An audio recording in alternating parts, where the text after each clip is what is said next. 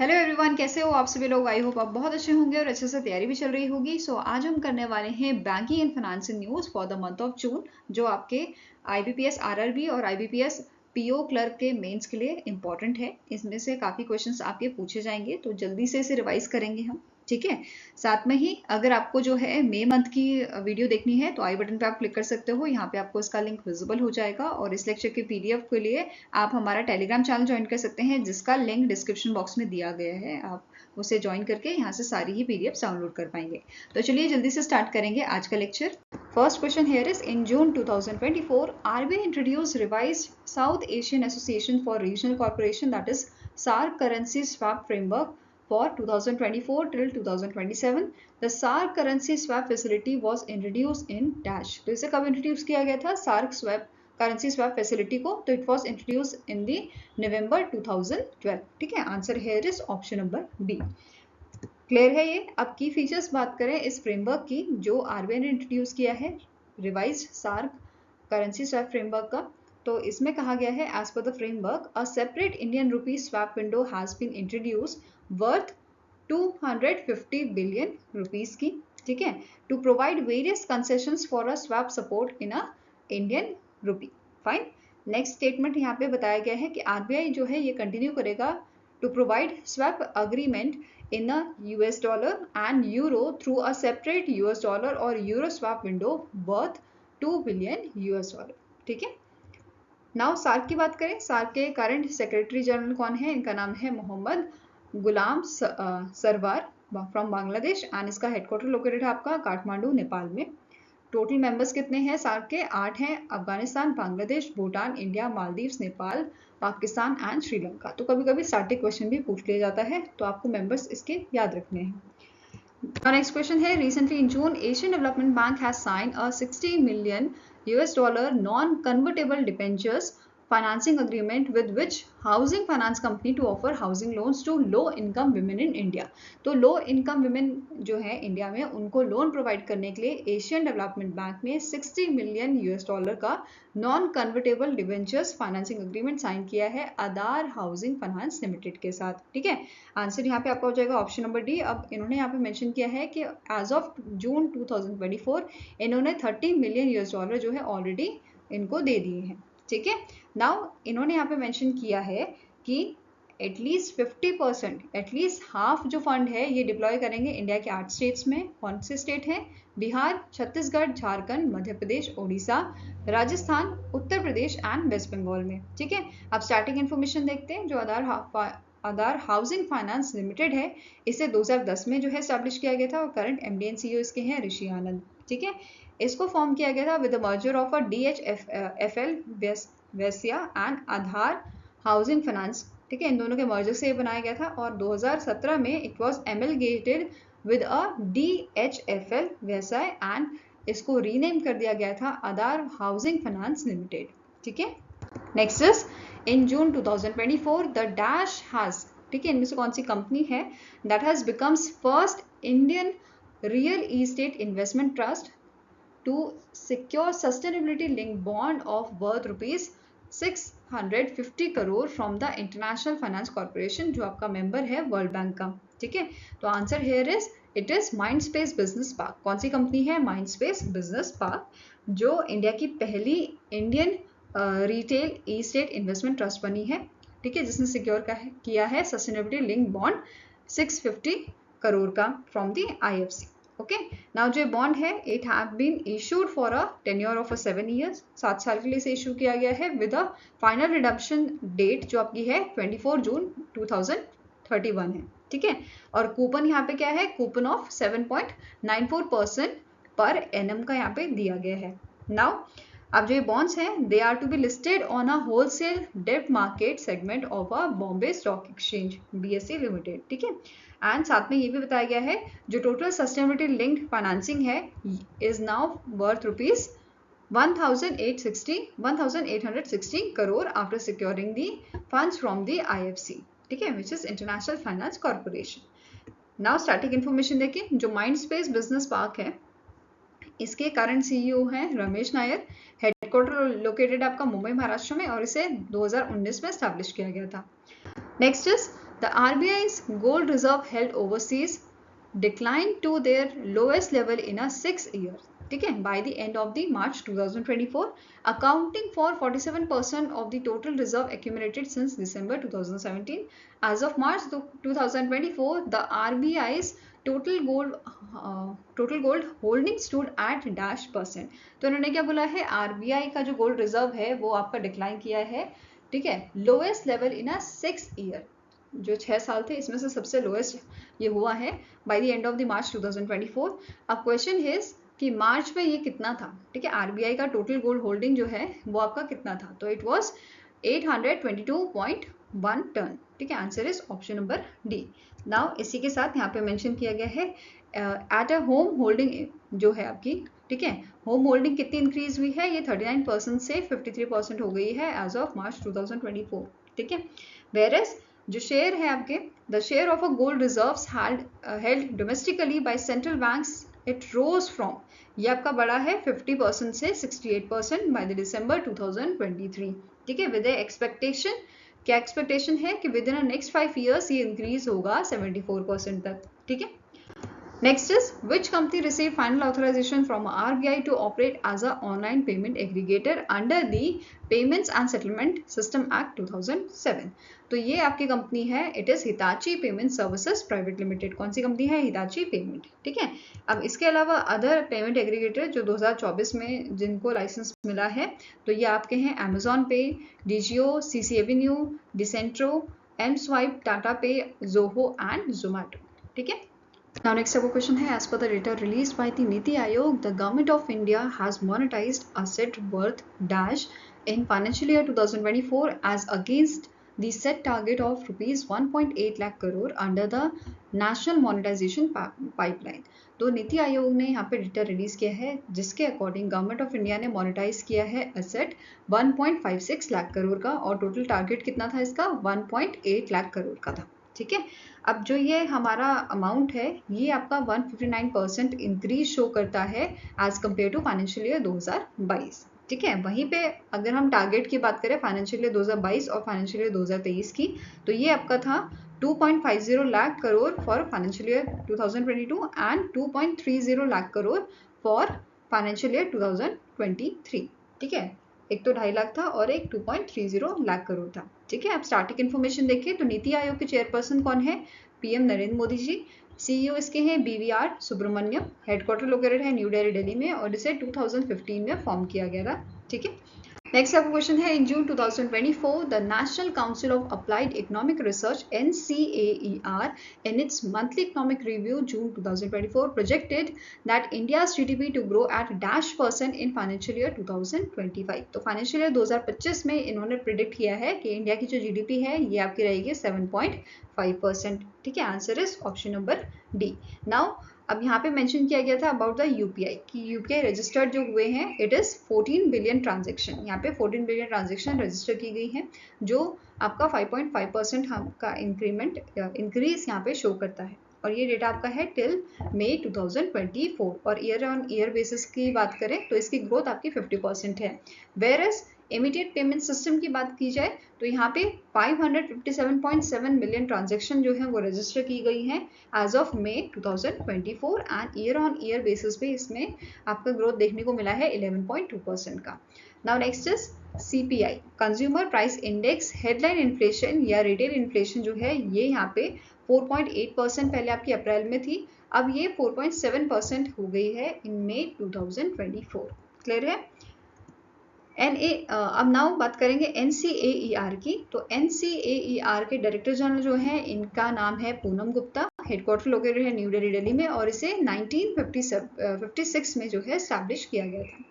Now next आपका question है, which among the following company has secured a corporate agent license from the Insurance Regulatory and Development Authority of India? That is IRDAI जो है, IRDAI ने इनमें से कौन सी company है जिसे कॉर्पोरेट एजेंट लाइसेंस प्रोवाइड किया है, तो it is Muthoot Microfin limited, ठीक है. कौन सी कंपनी है, मुथूट माइक्रोफिन लिमिटेड, एंड इसका हेडक्वार्टर आपका लोकेटेड है कोची केरला में. करंट सीईओ की बात करें इनका नाम है सदा सवीद, and it is founded in the year 2010.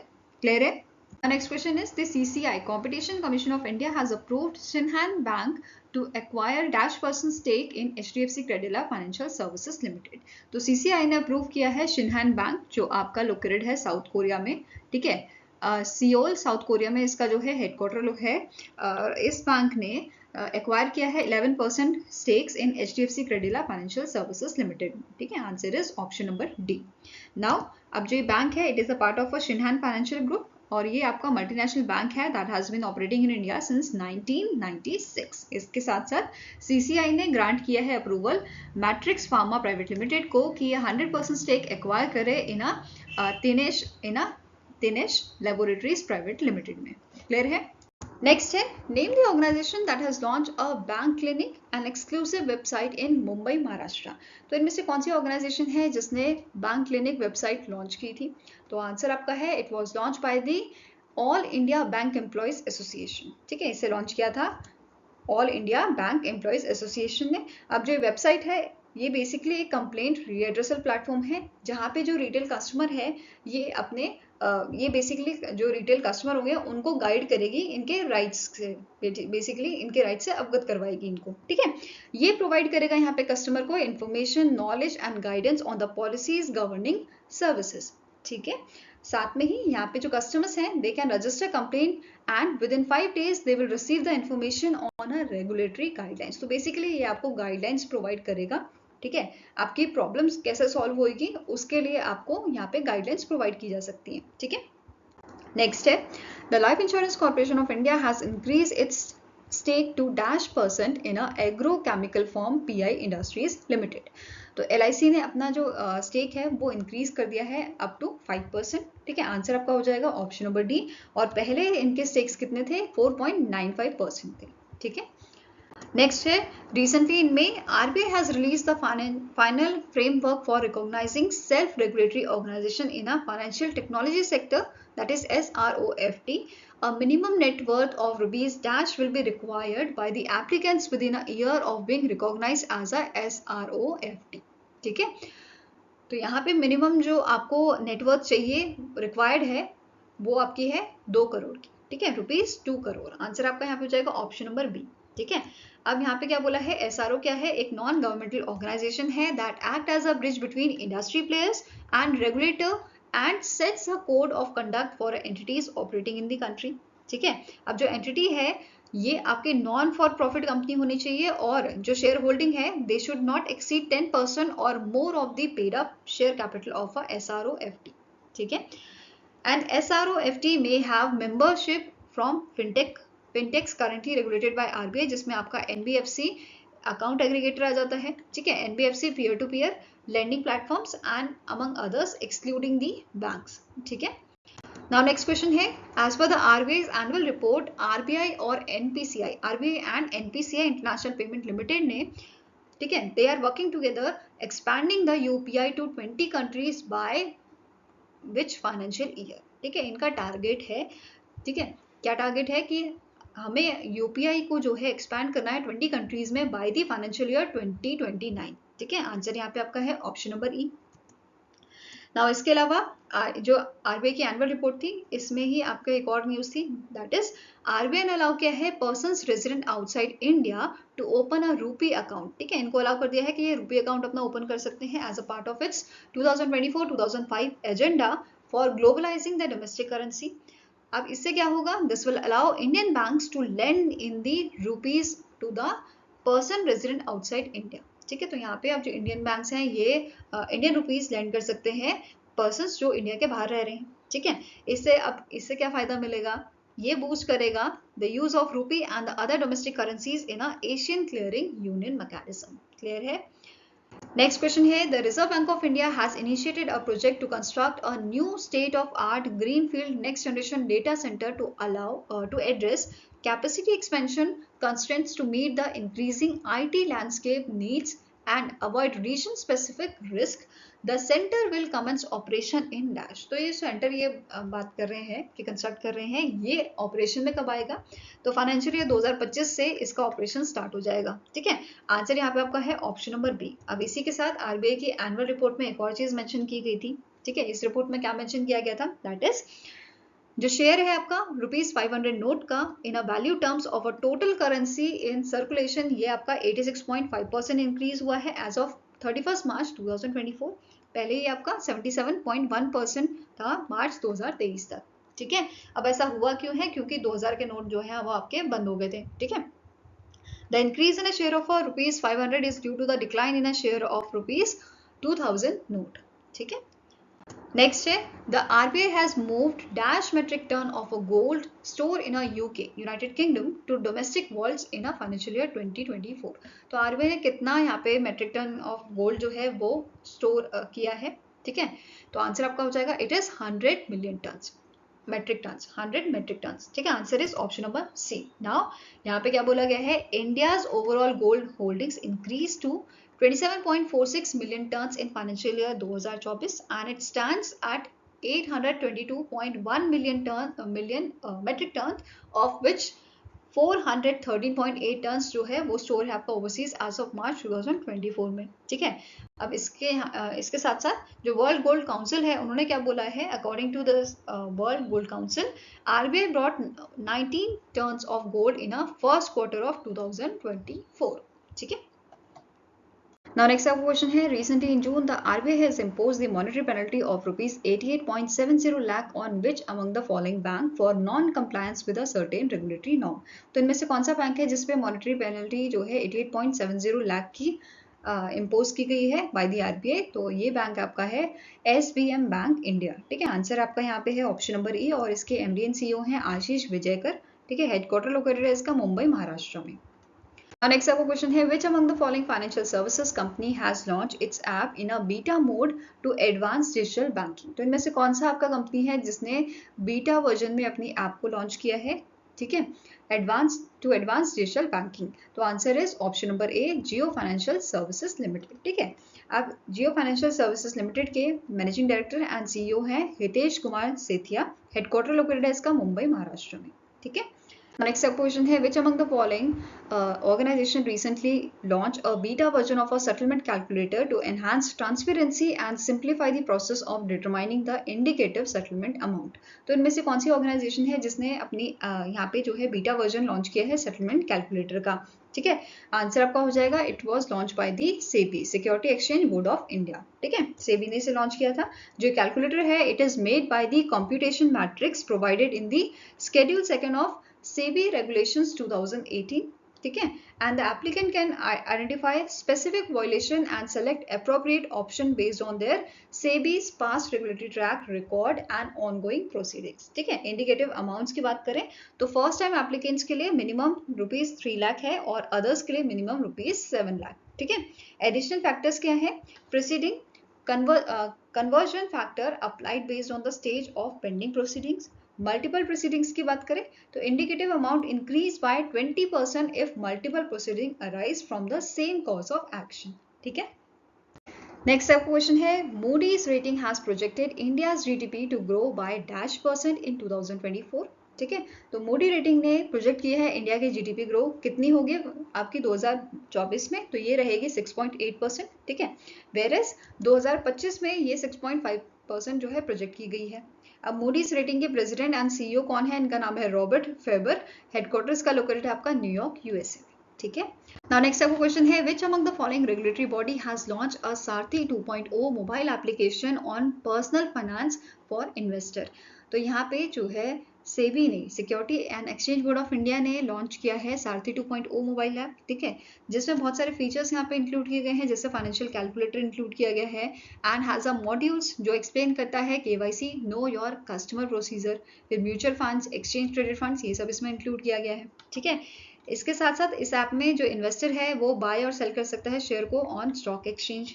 ठीक है, साथ में ही it has investors grievance redressal mechanism and online dispute resolution platform. तो ये सब चीजें यहाँ पे प्रोवाइड की गई हैं सारथी 2.0 मोबाइल ऐप में। क्लियर है? किसने लॉन्च किया है? सेबी ने लॉन्च किया है। ठीक है, नेक्स्ट है, recently in May the SEBI has imposed a penalty of ₹dash on Samco securities limited for lapses in a customer onboarding process. ठीक है, तो इनमें से कितना अमाउंट जो है वो मॉनेटरी पेनल्टी जो है इम्पोज किया गया है सेबी द्वारा ऑन दी सेमको सिक्योरिटीज लिमिटेड? तो ये अमाउंट है आपका 2.5 लाख का। ठीक है, कितना है? 2.5 लाख का। और इसमें से 1.5 लाख जो है section 15 HB of SEBI act के तहत यहाँ पे पेनल्टी लगाई गई है, और section 15A of a SEBI act ₹1 lakh की यहाँ पे पेनल्टी लगाई गई है। ठीक है। Now next आपका क्वेश्चन है, which bank along with the Adani one has launched India's first co-branded credit card with the airport linked benefits in collaboration with Visa? तो यहाँ पे कौन से बैंक ने अदानी वन के साथ मिलकर लॉन्च किया है को ब्रांडेड क्रेडिट कार्ड्स? ठीक है, और इसमें आपका नेटवर्क कौन सा है? वीजा, कार्ड नेटवर्क है वीजा। ठीक है, आंसर आपका हो जाएगा it is your ICICI bank. ठीक है, answer is option number C. Fine. अब दो वेरिएंट यहाँ पे लॉन्च किए गए हैं, एक तो आपका जो है ICICI बैंक सिग्नेचर क्रेडिट है, दूसरा आपका प्लैटिनम है। ठीक है, दो वेरिएंट यहाँ पे लॉन्च किए हैं। नेक्स्ट है, name the organisation that has recently in June cancelled the auction of 10-year green bond as traded refused to pay the premium for sustainability impact। तो आंसर आपका हो जाएगा, इसे कैंसिल किया है RBI ने, रिजर्व बैंक ऑफ इंडिया ने। ठीक है, जो गवर्नमेंट ने प्लान किया था कि ये इशू करेंगे green bond worth ₹12,000 crore in a first half of the current financial year 2024-2025 में। ठीक है, diverging from the usual practice of issuing the bonds in a second half. ठीक है। Now next question है, the Mastercard recently in June partnership with a Dash Bank to launch the Near Field Communication Soundbox solution। तो answer यहाँ पे आपका हो जाएगा, इसे लॉन्च किया है एक्सिस बैंक ने। ठीक है, मास्टर कार्ड और एक्सिस बैंक ने मिलकर इसे पार्टनरशिप में लॉन्च किया है, near field communication sound box को। ठीक है, ये all in one solution provide करता है। इसमें इंक्लूड किया गया है आपका Bharat quick response, that is QR, UPI, tap and pay and tap plus pin payment. ठीक है, तो ये सारी चीज़ इसमें इंक्लूड की गई हैं। और अब एक्सिस बैंक जो है ये पहला इंडिया का बैंक बन गया है जिसने इंट्रोड्यूस किया है sound box accepting tap plus pin payment. ठीक है, अब यहाँ पे क्या बोला है, it enables the transaction exceeding 5,000 via card instruments. ठीक है, and it will be available with a major payment networks including Visa, RuPay, American Express. ठीक है। Now next question है, the which general insurance company recently entered a bank assurance partnership with Axis Bank to provide a comprehensive insurance product suite to bank's customer?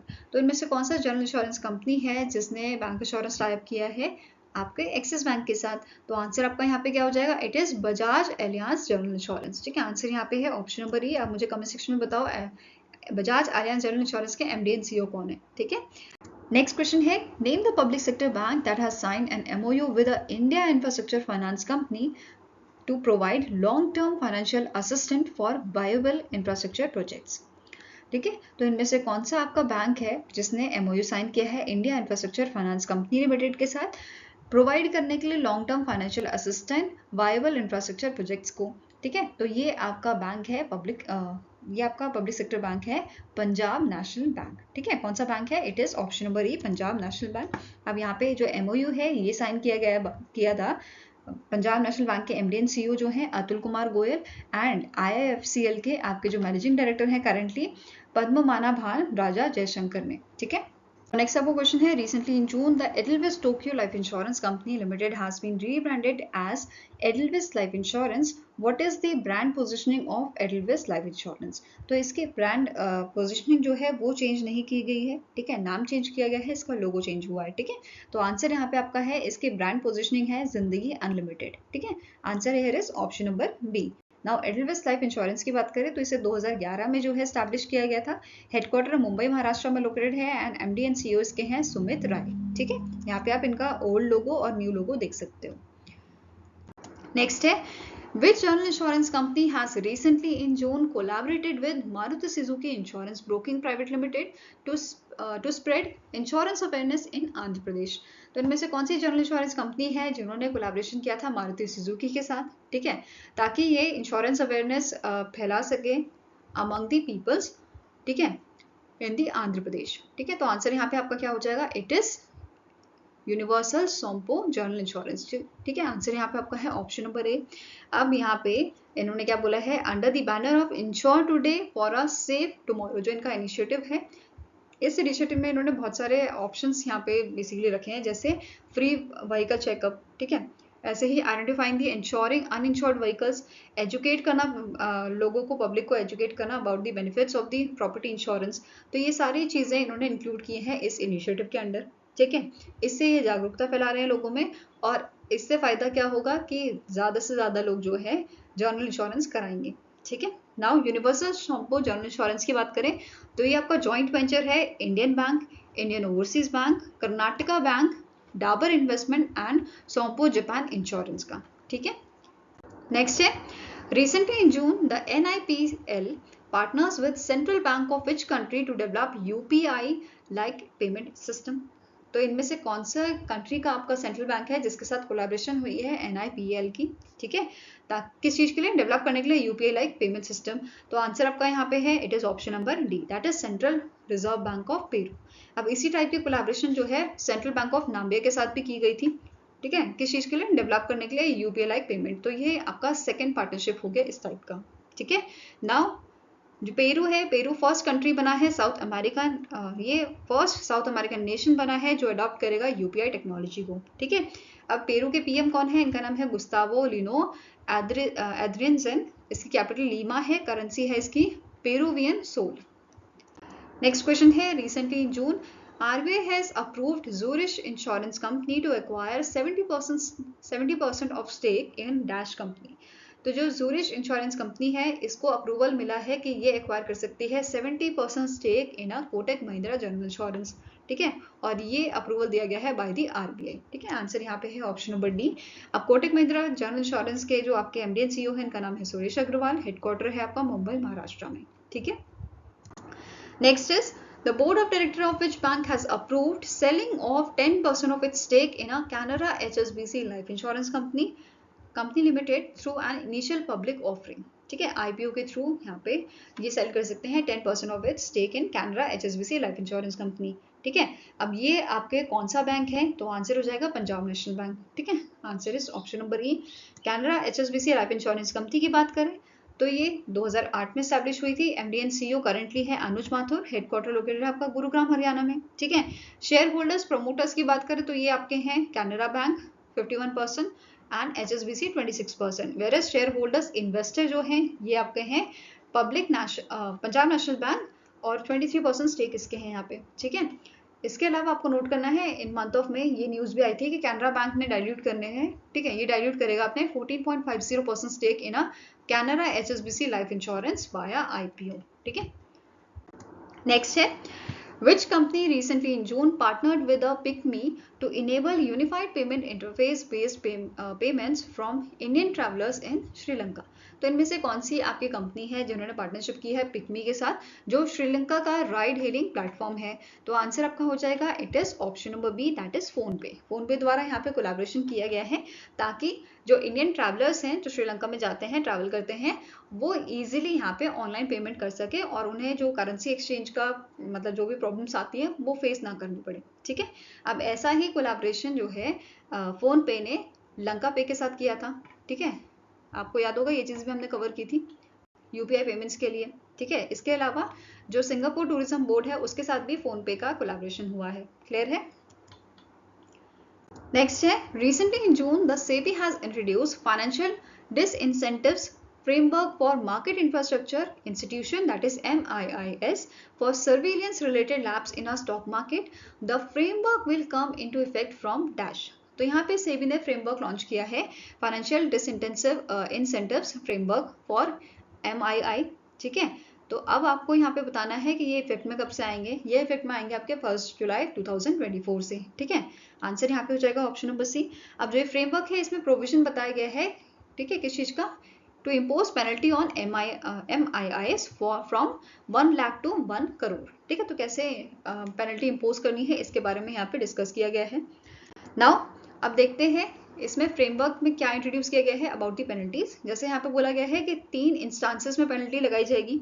ठीक है, पहली condition यहाँ पे क्या है, एनुअल टर्नओवर अगर MII का लेस देन 1000 करोड़ है, ₹1000 crore, in that case first phase में 25 लाख लगाई जाएगी, सेकंड इंस्टांस में 50 और थर्ड इंस्टांस में 1 करोड़। ठीक है, ऐसे ही अगर एनुअल टर्नओवर जो MII का है वो अगर लेस देन 1000 करोड़ है और इक्वल टू या अप टू योर 300 करोड़। ठीक है, तो ये कंडीशन है, इन दैट केस पेनल्टी आपकी पहले 5 लाख की, फिर 10 लाख की और फिर 20 लाख की होगी। ऐसे ही अगर एनुअल टर्नओवर आपका MII का लेस देन ₹300 करोड़ है, in that case first phase में 1 लाख, सेकेंड में 2 लाख और थर्ड में 4 लाख की पेनल्टी इम्पोज की जाएगी। क्लियर है? नाउ यहाँ पे क्या बोला है, अगर पेनल्टी इम्पोज की जाती है, नेक्स्ट पॉइंट क्या है, अगर पेनल्टी इम्पोज की जाती है तो जो MII है इनको 15 डेज के अंडर जो पेनल्टी है उसको डिपॉजिट करना है। ठीक है, ये क्लियर है? बाकी यहाँ पे आप जो 3 कैटेगरीज हैं क्लासीफाई की गई हैं इन पेनल्टीज के लिए, लैप्सेस के लिए, तो वो आप यहाँ पे देख सकते हो। ठीक है, और नेक्स्ट आपका क्वेश्चन है, इन जून 2024 the Muthoot Microfin entered into a co-lending partnership with which bank to empower women entrepreneurs। तो इनमें से कौन सा आपका बैंक है जिसके साथ जो है को-लेंडिंग पार्टनरशिप की है मुथूट माइक्रो फाइनेंस ने? ठीक है, तो आंसर आपका हो जाएगा it is state bank of India. ठीक है, आंसर यहाँ पे आपका है option number B. Now Muthoot Microfin and SBI जो है को-लेंड करेंगे members of a jointly liability groups जो एंगेज हैं एग्रीकल्चर और अलाइड एक्टिविटीज में as well as other income generating enterprises. ठीक है, नाउ यहाँ पे जो लोन अमाउंट है ये आपकी रेंज करेगी मिनिमम 10,000 और मैक्सिमम रेंज क्या है 3 लाख की है। क्लियर है? नेक्स्ट है the national company law tribunal that is NCLT approve the merger of a Vistara with which among the following airline. इनमें से कौन सी एयरलाइन है जिसके साथ मर्जर विस्तारा का मर्जर होगा, और ये मर्जर का अप्रूवल दिया है NCLT ने। ठीक है, तो आंसर आपका हो जाएगा एयर इंडिया। एयर इंडिया के साथ मर्ज की जाएगी विस्तारा। ठीक है, अब विस्तारा जो है ये जॉइंट वेंचर है आपका टाटा ग्रुप और सिंगापुर एयरलाइंस का। ठीक है, अब इस मर्जर के बाद टाटा सन प्राइवेट लिमिटेड जो है इसके पास 73.38% स्टेक होंगे। ठीक है, सिंगापुर एयरलाइन के 25.1% स्टेक्स होंगे और रिमेनिंग जो 1.52% स्टेक है ये आपके कौन होल्ड करेगा? SBI cap trustees limited on behalf of Air India employ settlement trust. ठीक है, साथ में ही DGCA और CCI competition commission of India का अप्रूवल इन्हें ऑलरेडी मिल चुका है फॉर दिस मर्जर। ठीक है, नेक्स्ट है which bank has signed a co-lending agreement with Ashv finance limited to provide unsecured business loan to MSME। तो इनमें से कौन सा आपका प्राइवेट बैंक है जिसने को-लेंडिंग एग्रीमेंट साइन किया है एश्व फाइनेंस लिमिटेड के साथ प्रोवाइड करने के लिए unsecured business loans to MSME micro small and medium enterprises? तो ये बैंक आपका है HDFC बैंक। ठीक है, कौन सा बैंक है? HDFC बैंक है। फाइन, अब जो इनिशिएटिव है इसका मेन एम क्या है कि जो क्रेडिट एक्सेसिबिलिटी है MSME की वो इम्प्रूव की जाए। ठीक है, अब इसमें जो एश्व फाइनेंस लिमिटेड जो है, ठीक है, ये एक्सटेंड करेंगे अनसिक्योर्ड बिजनेस लोन को जिसका रेंज आपका है from 2 million to 5 million to eligible MSMEs। ठीक है, इसकी कंडीशंस अभी हम देखेंगे एलिजिबिलिटी की। उससे पहले आपको यहाँ पे नोट करना है रिपीट कस्टमर्स जो होंगे they may qualify for a loans up to 7.5 million. The loan terms will vary from 12 to 36 month. ठीक है, अब जो फंड है ये infrastructure investment, working capital needs, acquisition of a new equipment, technology integration, इन सब में यूज किया जा सकता है। ठीक है, अब एलिजिबिलिटी की बात करते हैं तो MSME must be at least 3 year old with an annual turnover between ₹3 crore and ₹100 crore. तो ये एलिजिबिलिटी है आपकी। साथ में जो GST है, the GST and income tax return for the past 3 years are required.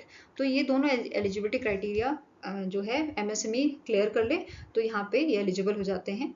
ठीक है, नेक्स्ट क्वेश्चन है RBI has hiked the threshold for bulk fixed deposit ₹dash from the ₹2 crore with an aim to improve asset liability management of bank. तो RBI ने जो है threshold जो है वो आपका इंक्रीज किया है फॉर बल्क फिक्स्ड डिपॉजिट। कितना कर दिया गया है? 2 करोड़ से बढ़ा के 3 करोड़ कर दिया गया है। ठीक है, आंसर यहाँ पे आपका हो जाएगा ऑप्शन नंबर 2। ठीक है, और answer is option number B. ठीक है, इसी के साथ आपको बाकी चीजें यहाँ पे नोट करनी है, जैसे single rupee term deposit of up to ₹2 crore with a scheduled commercial bank and small finance bank will now be a part of a retail fixed deposits. ठीक है, RBI ने प्रपोज किया है to revise the definition of a bulk deposit as a single rupee term deposit of ₹3 crore and above for scheduled commercial bank and small finance bank. Third statement क्या है? It has also proposed to define the bulk deposit limit of a local area bank as a single rupee term deposit of ₹1 crore and above as applicable in a case of RRBs. ठीक है, next question है which among the following organization has mandated know your client KYC registration agencies to update their customers KYC information on a central KYC record registry. ठीक है। तो इनमें से कौन सी आपकी ऑर्गेनाइजेशन है जिन्होंने इस मैंडेट को निकाला है कि जो आपकी केवाईसी रजिस्ट्रेशन एजेंसी है उनको अपडेट करना है इनके कस्टमर का KYC information central KYC records registry में। ठीक है, तो ये यहाँ पे मैंडेट निकाला गया है by the SEBI, securities and exchange board of India. ठीक है, सेबी ने इसे निकाला है। इसके अलावा यहाँ पे की पॉइंट्स लिख लेते हैं। यहाँ पे जो आपका master circular on KYC norm है इसे अमेंड किया गया है, इसमें एडिशन किया गया है। ठीक है, बाय द सेबी। इसके अलावा सेकंड यहाँ पे पॉइंट क्या है, जो केवाईसी रजिस्ट्रेशन एजेंसीज हैं दे शैल upload the verified or validate KYC information on the system of a central KYC record registry within a 7 days। तो ये याद रखना है 7 दिन के अंदर करना है।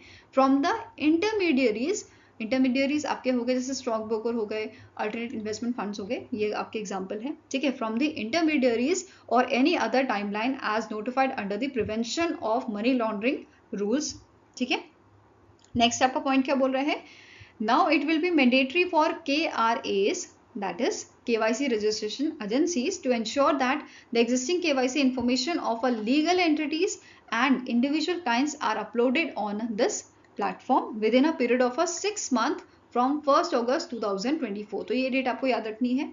ठीक है, now SEBI has directed the registered intermediaries to continue to upload the KYC information with the proper authentication on the systems of KRA।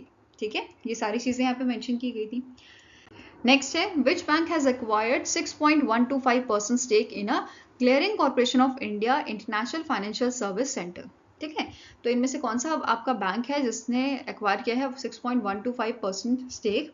तो आंसर आपका हो जाएगा, ये बैंक का नाम है बैंक ऑफ इंडिया। ठीक है, answer is option number B. और इसके करंट MD एंड CEO कौन है, इनका नाम है रजनीश, कर्नाटक, और हेडक्वार्टर लोकेटेड है मुंबई महाराष्ट्र में। ठीक है, नेक्स्ट आपका क्वेश्चन है, name the bank that has launch a new SME digital business loan for MSME sector. तो इनमें से कौन सा आपका पब्लिक सेक्टर बैंक है जिसने यहाँ पे लॉन्च किया है new SME digital business loan MSME sectors के लिए। तो आंसर यहाँ पे आपका है, it is state bank of India. कौन सा बैंक है, option number B is the right answer, state bank of India. ठीक है, अब SBI ने जो ये प्रोडक्ट लॉन्च किया है इसके थ्रू जो MSME की लोन रिक्वेस्ट है वो विद इन 45 मिनट्स जो है ये आपकी इनेबल हो जाएगी। ठीक है, अब इसके लिए SBI यहाँ पे यूज करेगा income tax return, GST return and bank statements को। ठीक है, अब ये तीनों चीज जब आप सबमिट कर दोगे तो जो SBI वाले हैं ये जल्दी से जल्दी यहाँ पे लोन सैंक्शन डिसीजन लेंगे विद इन 10 सेकेंड्स। ठीक है, जैसे आप इसे सबमिट कर दोगे। फाइन, इसके अलावा यहाँ पे एक और चीज मेंशन की गई है, जैसे SBI has waived the requirements for financial statements for loan up to 50 lakh and it will rely on transaction history and GST return for appraisals. ठीक है, क्लियर है। नाउ नेक्स्ट आपका यहाँ पे बात करेंगे नेक्स्ट न्यूज की। SBI ने सैंक्शन किए हैं 2030 करोड़ अंडर द को lending tie up with NBFC। तो बेसिकली SBI ने, स्टेट बैंक ऑफ इंडिया ने पार्टनरशिप की है आपके 23 NBFCs के साथ, नॉन बैंकिंग फाइनेंशियल कंपनीज के साथ। ठीक है, जिसकी वजह से यहाँ पे ये एक्सपैंड करेंगे अपनी रीच अंडर सर्व्ड सेगमेंट्स की इंडिया में। ठीक है, इसके अलावा यहाँ पे जो SBI की एनुअल रिपोर्ट इन्होंने रिलीज की थी, ठीक है, उसमें मेंशन किया था कि SBI ने सैंक्शन किए हैं loan amounting to ₹2030 crore to over 2.79 lakh borrowers and more than 2.70 lakh accounts were sanctioned loan up to ₹3 lakh through the digital mode. तो डिजिटल मोड से 2.70 लाख लोगों को, मोर देन 2.70 लाख लोगों को जो है सैंक्शन किया गया था अमाउंट। ठीक है, एंड टोटल अमाउंट की बात करें तो 2030 करोड़ का ये अमाउंट था जो 2.79 लाख बोरोवर्स को दिया गया है। ठीक है, अब स्टैटिक इन्फॉर्मेशन की बात करते हैं। तो जो स्टेट बैंक ऑफ इंडिया है इसके चेयरमैन है दिनेश कुमार खरा, हेडक्वार्टर्स का लोकेटेड आपका मुंबई महाराष्ट्र में। ठीक है, टैगलाइन क्या है, the bankers to every Indian and it was founded in the year 1955। ठीक है, नेक्स्ट है, the world bank has revised India's GDP growth projection to %% for financial year 2025। तो वर्ल्ड बैंक ने अपने रिपोर्ट में मेंशन किया है कि इन्होंने इनिशियली जो प्रोजेक्शन दी थी इंडिया की GDP ग्रोथ के लिए, ठीक है, फॉर फाइनेंशियल ईयर 2025 ये दी गई थी 6.4% की। अब इन्होंने इसे इंक्रीज करके मेंशन किया है 6.6% का। ठीक है, आंसर यहाँ पे आपका हो जाएगा ऑप्शन नंबर ई। अब कौन सी रिपोर्ट थी ये वर्ल्ड बैंक की, world banks by annual report, जिसका नाम है ग्लोबल इकोनॉमिक प्रोस्पेक्ट जून 2024, जिसमें इन्होंने रेज किया है 6.6% GDP for the financial year 2025। Now इसके अलावा इन्होंने फाइनेंशियल ईयर 2026 और फाइनेंशियल ईयर 2027 के लिए भी प्रोजेक्शन दी है। 2026 के लिए, फाइनेंशियल ईयर 2026 के लिए 6.7% की प्रोजेक्शन है और 6.8% की दी गई है फाइनेंशियल ईयर 2027 के लिए। ठीक है, इसके अलावा एक और चीज़ यहाँ पे मेंशन की गई थी कि जो इंडिया का फिस्कल डेफिसिट है वो यहाँ पे डिक्रीज हमें देखने को मिलेगा, या रिलेटिवली वो जीडीपी के कंपैरिजन में आपका कम देखने को मिलेगा। क्यों ऐसा मेंशन किया गया है? Due to the increase in a revenue. ठीक है, now next question है, which among the following asset management company has introduced India's first index fund offering exposure to defense stocks listed in India? तो इनमें से कौन सी company है जिसने basically introduce किया है इंडिया का पहला इंडेक्स फंड जो ऑफर कर रहा है एक्सपोजर डिफेंस स्टॉक्स में? ठीक है, तो आंसर आपका हो जाएगा it is Motilal Oswal asset management company limited. ठीक है, आंसर आपका यहाँ पे है ऑप्शन नंबर ए। अब इस फंड का नाम क्या रखा है इन्होंने? Motilal Oswal Nifty India defence index fund. ठीक है, अब इस फंड में टोटल 15 कंपनीज जो हैं ये इंक्लूडेड हैं which are operational in the defence manufacturing and servicing industry. ठीक है, अब जो ये फंड है it will be manage by the Swapnil P Mayekar, fund manager of a Motilal Oswal mutual fund, and Rakesh Shetty जो फंड मैनेजर हैं फिक्स्ड इनकम के। ठीक है, नाउ यहाँ पे मिनिमम एप्लीकेशन अमाउंट जो है वो कितनी रखी गई है? 500 रुपये रखी गई है with subsequent investments allowed in a multiples of ₹1। ठीक है, अब स्टार्टिंग इन्फॉर्मेशन देते हैं Motilal Oswal asset management company की। इसके एमडी एंड सीईओ हैं प्रतीक अग्रवाल और इसे स्टैब्लिश किया गया था आपका 2008 में। Fine, next is recently in June the Competition Commission of India, that is CCI, has approved the acquisition of a global infrastructure management LCC by dash। तो यहाँ पे आंसर आपका हो जाएगा इट इज ब्लैक रॉक। ठीक है, कौन सी organisation है? Black rock. अब जो ये BFI है ये एक्वायर करेगी 100% आपके जो इसके स्टेक्स हैं। ठीक है, 100% ये एक्वायर करेगी किसमें? GIM में। ठीक है, बेसिकली ग्लोबल इंफ्रास्ट्रक्चर मैनेजमेंट में। इसके अलावा CCI ने अप्रूव किया है acquisition of a certain equity share of TVS certified private limited and TVS vehicle mobility solution private limited by the Mitsubishi corporation जो जापान की आपकी ऑर्गेनाइजेशन है। ठीक है, now next up question है, recently in June the IRDAI in its master circular on life insurance product has mandated insurance companies to offer a policy loan facility across all life insurance saving products effective from dash to help policy holders to meet liquidity needs। तो IRDAI ने recently master circular यहाँ पे issue किया है। ठीक है, on a life insurance products has mandated insurance companies कि वो ऑफर करे policy loan facilities across all life insurance saving products. ठीक है, अब ये इफेक्टिव कब से होगा? ये इफेक्ट में आएगा आपका 30 सितंबर 2024 से। क्लियर है? आंसर आपका हो जाएगा ऑप्शन नंबर ई। अब यहाँ पे इस मास्टर सर्कुलर में एलिजिबिलिटी क्या रखी गई है? तो सारे आपके जो नॉन लिंक्ड सेविंग प्रोडक्ट हैं जो ऑफर करते हैं surrender value are eligible for this policy loans. ठीक है, साथ में ही annuity products with a return of purchase price that is ROP option can also offer a policy loans, whereas जो ULIP products हैं आपके, ठीक है, यूनिट लिंक्ड इंश्योरेंस प्रोडक्ट्स हैं, they are excluded from this mandate। ये clear हुआ?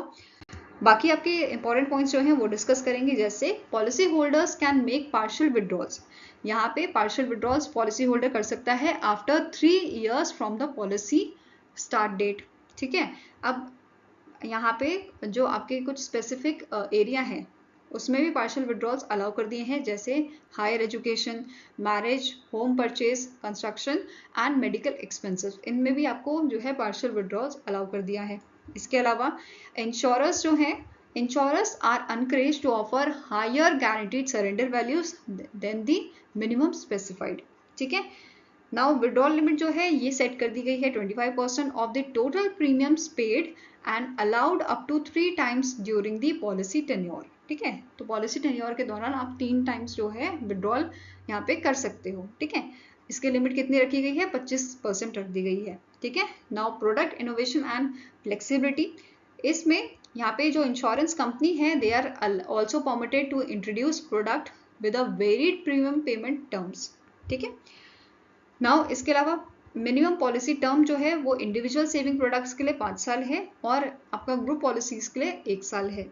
ठीक है, नाउ फ्री लुक पीरियड जो है ये एक्सटेंड कर दिया गया है, 15 से 30 दिन का कर दिया गया है। ठीक है, नाउ इंश्योरर्स जो हैं they must establish measures to prevent mis-selling and misleading sales practices। तो ये यहाँ पे कंपनीज को बोला गया है कि आपको इसके लिए measures establish करने होंगे अगर कोई mis-selling या mislead sales practices यहाँ पे हो रही हैं।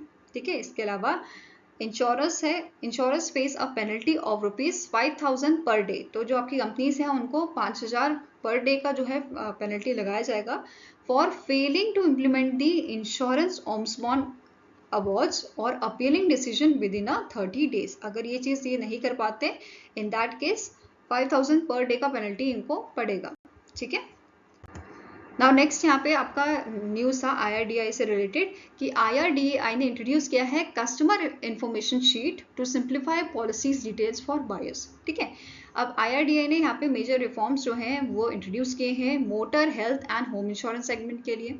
ठीक है, अब क्या क्या इसमें बोला गया है, in the new set of reforms has introduced a customer information sheet, that is CIS, to provide comprehensive policy details such as scope of coverage, exclusions, warranties, claim settlement processes। ठीक है, फ्लेक्सिबिलिटी पॉलिसी फ्लेक्सिबिलिटी की बात करें तो जो customers हैं जो consumers हैं they can now choose insurance policies of a half yearly, annual और अ लॉन्गर ड्यूरेशन। तो ये इनके पास ऑप्शन आ जा रहा है अब। ठीक है, क्लेम सेटलमेंट की बात करें तो no cancellation of a claims due to miss documents. ठीक है, साथ में only essential documents are required for the claim settlement under the new rules. तो पहले बहुत सारे डॉक्यूमेंट लगते थे, अब सिर्फ एसेंशियल डॉक्यूमेंट्स ही यहाँ पे चाहिए होंगे। ठीक है, और उससे आप क्लेम जो है सेटल कर सकते हो, क्लेम आपको मिल जाएगा आराम से। ठीक है, नेक्स्ट यहाँ पे क्या बोल रहा है, retail customers can cancel policies any time by informing the insurer. कभी भी आप पॉलिसी जो है कैंसिल कर सकते हो। ठीक है, insurers can cancel policies only in case of a fraud. ठीक है, जो इंश्योरर है वो तभी कैंसिल कर सकता है अगर उसे कोई फ्रॉड का केस दिखता है। ठीक है, now refunds are proportionate to the minimum to the premium amount on a unexpired policy period on the cancellation. ठीक है, ये तो आराम से समझ आ रहा है।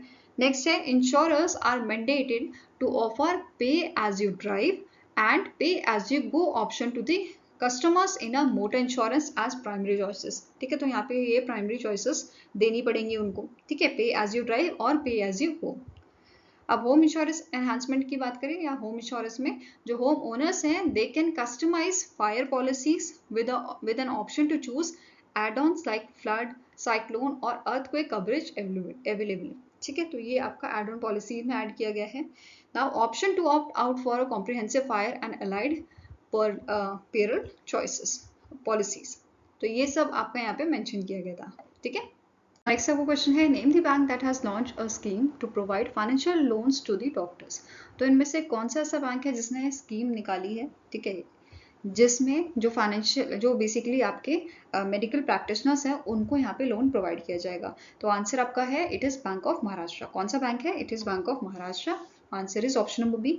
अब इस स्कीम का नाम क्या है, इसका नाम है MahaDoc scheme which is a customised for registered medical practitioners जिनके पास डिग्री है BAMS, BPT, MBBS एंड BDS। ठीक है, तो ये डिग्री इनके पास होनी चाहिए, साथ में ही इनको 2 साल का एक्सपीरियंस होना चाहिए आफ्टर देयर क्वालिफिकेशन। ठीक है, इसके अलावा ये रजिस्टर्ड होने चाहिए micro small and medium enterprises development act 2006 के तहत, और साथ में ही इनके पास उद्यम रजिस्ट्रेशन सर्टिफिकेट भी होना चाहिए। ठीक है, अब इस स्कीम का फीचर्स की बात करें तो इस स्कीम के तहत 25 करोड़ तक का जो लोन है वो अवेल किया जा सकता है। ठीक है, साथ में ही यहाँ पे क्या बोला है, this scheme has provision to provide loans up to ₹5 crore covered under the credit guarantee fund trust for micro and small enterprises, that is CGTMSE। ठीक है, इसके तहत यहाँ पे लोन प्रोवाइड किया जा सकता है 5 करोड़ तक का। ठीक है, साथ में ही यहाँ पे रीपेमेंट की बात करें the scheme has specified the repayment period up to 12 years। तो ये ध्यान में रखना है। ठीक है, नेक्स्ट क्वेश्चन है recently in June the confederation of Indian industry that is CII estimated that India's GDP growth at -% in 2024। तो CII ने एस्टिमेशन दिया है इंडिया की GDP ग्रोथ जो है 2024 में कितनी रहेगी, ये आपकी रहेगी 8%। ठीक है, answer is option number E. Now अगर इन्फ्लेशन की यहाँ पे बात करें तो ये इन्होंने रेंज दी है 4 से 4.5% तक की, कि 2024 में इन्फ्लेशन जो है ये आपका 4 से 4.5% तक का आपका इन्फ्लेशन ये रहेगा इसका रेंज, ठीक है।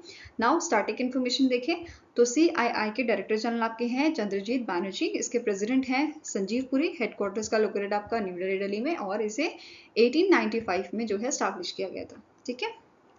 Now next is according to UBS Securities India Private Limited, India's GDP is projected to grow at -% in financial year 2025. ठीक है, तो फाइनेंशियल ईयर 2025 के लिए इंडिया का जीडीपी कितना प्रोजेक्ट किया गया है यूबीएस सिक्योरिटीज द्वारा, तो आंसर आपका हो जाएगा इट इज 7%, ठीक है। नाउ इसके अलावा यहाँ पे इन्होंने मेंशन किया है जो इंडिया का जीडीपी है ये आपका ग्रो करेगा year on year, financial year 2026 से फाइनेंशियल ईयर 2030 तक कितना ग्रो करेगा 6.5% से 7% तक ये ग्रो करेगा, ठीक है। नेक्स्ट क्वेश्चन है which among the following bank has launch a vice wellness investment and savings for elderly senior citizen saving account, तो कौन से बैंक ने इसे लॉन्च किया है, ये आपका कर्नाटका बैंक है, ठीक है। कौन सा बैंक है, कर्नाटका बैंक है, answer is option number E. Now यहाँ पे जो है कर्नाटका बैंक ने KVL vice senior citizen saving account open किया है ताकि जो सीनियर सिटीजन हैं उनकी जो नीड्स हैं उनको फुलफिल किया जा सके, उनकी नीड्स को कैटर किया जा सके, ठीक है, चाहे वो हेल्थ केयर से रिलेटेड हो या बैंकिंग से रिलेटेड हो, फाइन। नाउ अब कर्नाटका बैंक जो है इसके MD एंड CEO कौन है, इनका नाम है श्री कृष्ण हरिहरा शर्मा, हेडक्वार्टर आपका लोकेटेड है मैंगलुरु कर्नाटका में। Its tagline is your family bank across India and 1924 में से स्टैब्लिश किया गया था, ठीक है। अब यहाँ पे जो इन्होंने वाइस KVL वाइस को लॉन्च किया है इसके बारे में देखेंगे। जो ये प्रोडक्ट है ये दो फॉर्मेट में अवेलेबल है, KVL वाइस सिग्नेचर जो रेगुलर फॉर्मेट है और दूसरा आपका एडवांटेज फॉर्मेट है और प्रीमियम फॉर्मेट, ठीक है। अब जो प्रोडक्ट है इसमें आपके बहुत सारे फीचर्स दिए गए हैं जैसे free top up health insurance जिसमें 10 लाख का जो है इंश्योरेंस 10 लाख तक का इंश्योरेंस दिया जा सकता है, ठीक है। Free MediBuddy health care benefits, free hospicash facility, discount on locker rentals, इस टाइप की फैसिलिटीज आपको प्रोवाइड की गई हैं। इवन यहाँ पे जो है कोलैबोरेशन किया गया है care health insurance company limited के साथ और मेडीबडी के साथ, ठीक है। अब care health insurance company limited के MD एंड CEO कौन है, इनका नाम है अनुज गुलाटी, मेडीबडी के आपके को-फाउंडर एंड CEO है सतीश कनन। नेक्स्ट क्वेश्चन है the pension fund regulatory and development authority that is PFRDA selected dash company as a system integrator for a period of 6 year, तो रिसेंटली PFRDA ने जो है NEC कॉर्पोरेशन इंडिया जो है इसको select किया गया है एज अ सिस्टम इंटीग्रेटर, ठीक है। 6 साल के लिए इसे सेलेक्ट किया गया है, तो आंसर आपका हो जाएगा ऑप्शन नंबर डी, ठीक है। अब सिस्टम इंटीग्रेटर क्या है, basically it will be responsible for starting existing process, proposing improved workflow, provide करेगा design development customisation implementation maintenance services, ये सब चीजें प्रोवाइड करेगा PFRDA को, ठीक है। PFRDA trace technology architecture project, ठीक है। अब ये PFRDA का जो ट्रैक प्रोजेक्ट है ये सेकेंड फेज है इसका, एंड दिस प्रोजेक्ट इज जो प्रोजेक्ट है it is to digitise and automate its operations. It is envisioned to be a modular and application programming interface, that is API based platform. Fine. अब जो PFRDA का project है आपका track project, इसमें 4 module हैं, website revamp and chatbot, दूसरा आपका है PFRDA online intermediary supervision engine, PFRDA का repository and information system management, ठीक है। एंड नेक्स्ट आपका जाता है data and analytic platform, PFRDA intra and internal digitisation, तो ये सब चीजें 4 मॉड्यूल्स में आपकी लाई गई हैं, ठीक है। नाउ PFRDA के चेयरमैन कौन है, इनका नाम है दीपक मोहंते, हेडक्वार्टर है इसका न्यू दिल्ली में और 2003 में इसे स्टैब्लिश किया गया था। वहीं पे NEC कॉर्पोरेशन इंडिया जो है इसके चेयरमैन है आलोक कुमार, हेडक्वार्टर न्यू दिल्ली में है और इसे 2006 में स्टैब्लिश किया गया था, ठीक है। नेक्स्ट क्वेश्चन है which among the following life insurance company has collaborated with Mahindra and Mahindra financial services limited to offer customised life insurance solution to customers, ठीक है। तो इनमें से कौन से आपका लाइफ इंश्योरेंस कंपनी है जिसने कोलैबोरेशन किया है Mahindra and Mahindra financial services के साथ या महिंद्रा फाइनेंस के साथ, ठीक है। तो आंसर आपका हो जाएगा it is Kotak Mahindra life insurance company limited, ठीक है, क्लियर है। अब Kotak Mahindra life insurance company के MD कौन है, इनका नाम है महेश बालासुब्रमण्यन, ठीक है। महिंद्रा फाइनेंस के कौन है MD एंड CEO, इनका नाम है राहुल प्रेबेलो और दोनों का ही हेडक्वार्टर आपका मुंबई महाराष्ट्र में लोकेटेड है, ठीक है। नेक्स्ट है name the company that recently in June received final approval from RBI to issue prepaid payment instrument, that is PPI, ठीक है। तो फाइनल अप्रूवल कौन सी कंपनी को मिला है? ये मिला है जुपिटर मनी को। आंसर आपका यहाँ पे है ऑप्शन नंबर सी। अब यहाँ पे इस अप्रूवल के साथ जो ये कंपनी है ये ऑफर कर सकती है इनके यूजर को with a digital wallet link to the UPI unified payment interface. ठीक है, इंटरफेस एप्लीकेशन। नाउ इसके अलावा आपको नोट करना है जुपिटर जो है इसने ऑलरेडी पार्टनरशिप की हुई है federal bank and CSB bank के साथ। ठीक है, किस चीज़ के लिए? ऑफर करने के लिए डिजिटल सेविंग अकाउंट। ठीक है, इसके अलावा यहाँ पे जो कंपनी है इसने इसको बेसिकली एनबीएफसी का भी लाइसेंस मिला हुआ है। ठीक है, लास्ट ईयर इनको एनबीएफसी का लाइसेंस मिला था to offer direct loans. Fine. Now Jupiter money की बात करें, इसके फाउंडर एंड सीईओ कौन है? इनका नाम है जितेंद्र गुप्ता। स्टैब्लिश किया गया था 2019 में और इसका हेडक्वार्टर आपका है मुंबई महाराष्ट्र में। ठीक है। Now next आपका क्वेश्चन है, recently in June, Ministry of External Affairs signed an MOU with which bank to enhance digital payment services for migrant worker?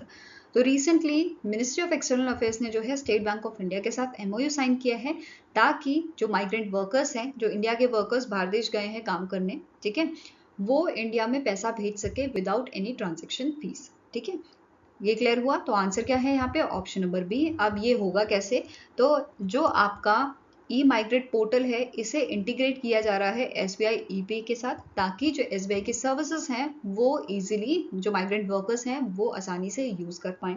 ठीक है, अब ई माइग्रेट पोर्टल क्या है? बेसिकली ये पोर्टल हेल्प करता है सेफ एम्प्लॉयमेंट, ठीक है, सेफ एम्प्लॉयमेंट देने में जो हमारे वर्कर्स हैं उनको इन अ फॉरेन कंट्रीज या अब्रॉड। ठीक है, नाउ यहाँ पे पूरी डिटेल दी है मिनिस्ट्री ऑफ एक्सटर्नल अफेयर्स ने। ठीक है, अब इन्होंने यहाँ पे क्या बोला है? The MOU was sign by a Shri Brahm Kumar जो जॉइंट सेक्रेटरी हैं आपके on behalf of a ministry and Shri Nilesh Dwivedi general manager हैं जो आपके SBI के at a Sushma Swaraj Bhavan in a new Delhi and will be operational soon after the successful integration of a SBI ePay with a e-migrate portal जो 2014 में आपका launch किया गया था। ठीक है, ये क्लियर हुआ? अब यहाँ पे क्या क्या फैसिलिटी जो माइग्रेट वर्कर है वो यूज कर सकता है। ठीक है, the implementation of this MOU payment of a various immigration related to fee would be possible with nil transaction charges। कोई चार्जेस नहीं यहाँ पे लगेगा for the payment through the UPI credit और डेबिट कार्ड और नेफ्ट। ठीक है, NEFT through net banking और ऑल इंडियन बैंक। तो यहाँ पे कोई भी ट्रांजेक्शन फीस नहीं लगेगा थ्रू द UPI क्रेडिट और डेबिट कार्ड और नेफ्ट के थ्रू। क्लियर है? Now next आपको क्वेश्चन है, in June 2024 the RBI has imposed a monetary penalty of rupees 1.45 crore on which bank? तो इनमें से कौन सा बैंक है जिसपे मॉनेटरी पेनल्टी लगाई गई है 1.45 करोड़ की बाय द RBI? तो ये बैंक आपका है सेंट्रल बैंक ऑफ इंडिया। ठीक है, कौन सा बैंक है? Central bank of India. और ये यहाँ पे मॉनेटरी पेनल्टी क्यों लगाई गई है? For non compliance with specific directives issued by the RBI on a loans and advances, statutory and other restrictions, and customer protection limiting liability of customers in a unauthorized electronic banking transactions। ठीक है, इस वजह से यहाँ पे CBI पे, central bank of India पे जो है मॉनेटरी पेनल्टी लगाई है RBI ने। Now next question है, which organization has committed $105 million to finance 550 megawatt solar power project in Bikaner, Rajasthan, being developed by Brookfield Asset Management? तो यहाँ पे इनमें से कौन सी ऑर्गेनाइजेशन है जिसने कमिटमेंट किया है, जिसने बोला है कि ये $105 मिलियन का इन्वेस्टमेंट जो है ये प्रोवाइड करेंगे ब्रुकरफील्ड असेट मैनेजमेंट लिमिटेड को सेटअप करने के लिए 550 megawatt of solar power project in Rajasthan? तो ये ऑर्गेनाइजेशन आपकी है इंटरनेशनल फाइनेंस कॉर्पोरेशन IFC जो आपका पार्ट है वर्ल्ड बैंक ग्रुप का। ठीक है, अब यहाँ पे जो प्रोजेक्ट है ये एक्सपेक्टेड है कि ये मिटिगेट करेगा ग्रीन हाउस गैस एमिशन को by 80,04,408 tons of carbon dioxide annually. ठीक है, ये चीज यहाँ पे इन्होंने बताई है। फाइन। नेक्स्ट है, recently in June RBI has cancelled the license of which cooperative bank due to lack of adequate capital and earning prospect? तो इनमें से कौन से बैंक का लाइसेंस कैंसिल किया है RBI ने रिसेंटली? तो आंसर आपका हो जाएगा, इस बैंक का नाम है पूर्वांचल कोऑपरेटिव बैंक। ठीक है, कौन सा बैंक है? Purvanchal cooperative bank. इसका हेडक्वार्टर आपका गाजीपुर उत्तर प्रदेश में लोकेटेड है। फाइन। नाउ आप मुझे एक चीज बताओ, अब जो ये बैंक है, ठीक है, इस बैंक का लाइसेंस कैंसिल कर दिया है तो यहाँ पे जो डिपॉजिटर्स होंगे उनको कितना मिनिमम पैसा जो है यहाँ पे DICGC जो है प्रोवाइड करेगा। Deposit insurance and credit guarantee corporation जो है वो मिनिमम कितना अमाउंट जो है हर डिपॉजिटर को प्रोवाइड करेगा, क्योंकि ये बैंक हो रहा है बंद। ठीक है, मुझे कमेंट सेक्शन में जल्दी से बताइए। नाउ नेक्स्ट क्वेश्चन है, the Fitch Rating has raised its projection for India's GDP growth to -% for financial year 2025 in its Global Economic Outlook for June 2024 report. ठीक है, तो रिसेंटली इन्होंने जो है एक रिपोर्ट रिलीज की थी, जिस रिपोर्ट में इन्होंने रेज किया है इंडिया का GDP growth for financial year 2025। ठीक है, तो ये आपका 20 बेसिस पॉइंट इंक्रीज किया गया है और आंसर यहाँ पे है आपका ऑप्शन नंबर डी। ठीक है, जो प्रीवियस इनका प्रोजेक्शन था वो आपका था 7% का, अभी इसको 7.2% कर दिया गया है। फाइन, वहीं पे जो इन्होंने पहले प्रोजेक्शन दी थी जीडीपी ग्रोथ की फाइनेंशियल ईयर 26 फाइनेंशियल ईयर 27 की, ये आपकी सेम रखी गई है 6.5% एंड 6.2%। Fine, next is name the company that has launch world's first large scale 100% hydrogen ready engine power plant. तो इनमें से कौन सी कंपनी है जिसने वर्ल्ड का पहला large scale 100% hydrogen ready engine power plant जो है ये लॉन्च कर दिया है? तो ये आपकी फिनलैंड बेस्ड कंपनी है विच इज वाटसिला। ठीक है, answer here is option number B. अब जो ये कंपनी है इसने यहाँ पे लॉन्च किया है 100% hydrogen ready engine power plant to enable the net zero power system, और इसका नाम क्या रखा गया है? वाटसिला 31। ठीक है, नाउ अब ये जो है ये रन कर सकता है नेचुरल गैस पे 25% hydrogen by volume blend and has completed more than 1 million running hours with over 1000 megawatt install capacity. Fine, इसी के साथ यहाँ पे क्या बोला गया है कि 2025 तक इसके ऑर्डर्स जो हैं वो अवेलेबल हो जाएंगे और डिलीवरी 2026 तक ये अवेलेबल आपको होगी। ठीक है, next is which organization has approved a $170 million policy based loan to strengthen health system in India? तो ये कौन सी ऑर्गेनाइजेशन है? इंटरनेशनल ऑर्गेनाइजेशन जिसने $170 million का जो है policy based loan basically approve किया है, किसके लिए? इंडिया के हेल्थ सिस्टम्स के लिए। ठीक है, उसको स्ट्रेंथन करने के लिए। तो ये आपका ऑर्गेनाइजेशन है एशियन डेवलपमेंट बैंक। ठीक है, answer here is option number A. Now जो ये लोन है it is under the strengthen and measurable actions for resilient and transformative health system, that is smart health sub program 1। ठीक है, ये इसके under आपका आता है will support, ये सपोर्ट करेगा इंडिया का नेशनल हेल्थ पॉलिसी 2017 को। क्लियर है? नेक्स्ट है name the bank that has launch a RuPay wave credit card in collaboration with NPCI। तो इनमें से कौन सा बैंक है जिसने आपका लॉन्च किया है इस क्रेडिट कार्ड को, रुपे वेव क्रेडिट कार्ड? तो इसे लॉन्च किया था आपका फेडरल बैंक ने। Answer is option number D. ठीक है, अब यहाँ पे जो कार्ड होल्डर्स हैं ये लिंक कर सकते हैं रुपे वेव क्रेडिट कार्ड को इनके प्रिफर्ड UPI एप्स के साथ for Swift and secure mobile transaction. अब फेडरल बैंक की बात करें, इससे पहले एक और चीज, जो आपका क्रेडिट कार्ड है इसका पूरा नाम है federal RuPay wave credit card. Clear है? नाउ फेडरल बैंक पे आते हैं, इसे इनकॉर्पोरेट किया गया था 1931 में। इसका हेडक्वार्टर लोकेटेड है एलुवा केरला में and its tagline is your perfect banking partner. Okay, now next is the Asian development bank has signed a dash commitment to accelerate, क्या करने के लिए? एक्सेलरेट करने के लिए energy transition in Asia Pacific region. तो कितना अमाउंट का यहाँ पे कमिटमेंट किया गया है? तो ये कमिटमेंट है आपका $50 मिलियन का। ठीक है, answer is option number B. Now यहाँ पे क्या बोला गया है? जो $50 मिलियन का कमिटमेंट है ये किया गया है एक्टिस एशिया क्लाइमेट ट्रांजिशन फंड। ठीक है, अब ये फंड क्या है? ये बेसिकली इसका मेन एम रहता है कि ये एक्सेलरेट करे, ये बढ़ाए क्लीन एनर्जी ट्रांजिशन को और एड्रेस करे आपका climate change impact on the Asia and Pacific region. Clear है? Next is which of the following payment bank has partnered with a RIA money transfer to offer unique remittance services across rural India? तो इनमें से कौन सा आपका payment bank है जिसने partnership किया है रिया मनी ट्रांसफर के साथ? ठीक है, ताकि ये जो है यूनिक रेमिटेंस सर्विसेज प्रोवाइड कर सके रूरल इंडिया में। तो आंसर आपका हो जाएगा it is India post payment bank. ठीक है, कौन सा बैंक है? इंडिया पोस्ट पेमेंट बैंक है। अब इस यहाँ पे जो पार्टनरशिप हुई है, इस पार्टनरशिप का मेन एम क्या है कि जो रिमोट एरियाज के कस्टमर्स है उनको ये convenient and affordable door step financial services provide कर सकें। Fine. Now India post payment bank की बात करें, इसके एमडी एंड सीईओ कौन है? R Vishweshwaran. Headquarter new Delhi में है। इसे 2018 में स्टैब्लिश किया गया था एंड इट्स टैगलाइन इज आपका बैंक आपके द्वार। ओके।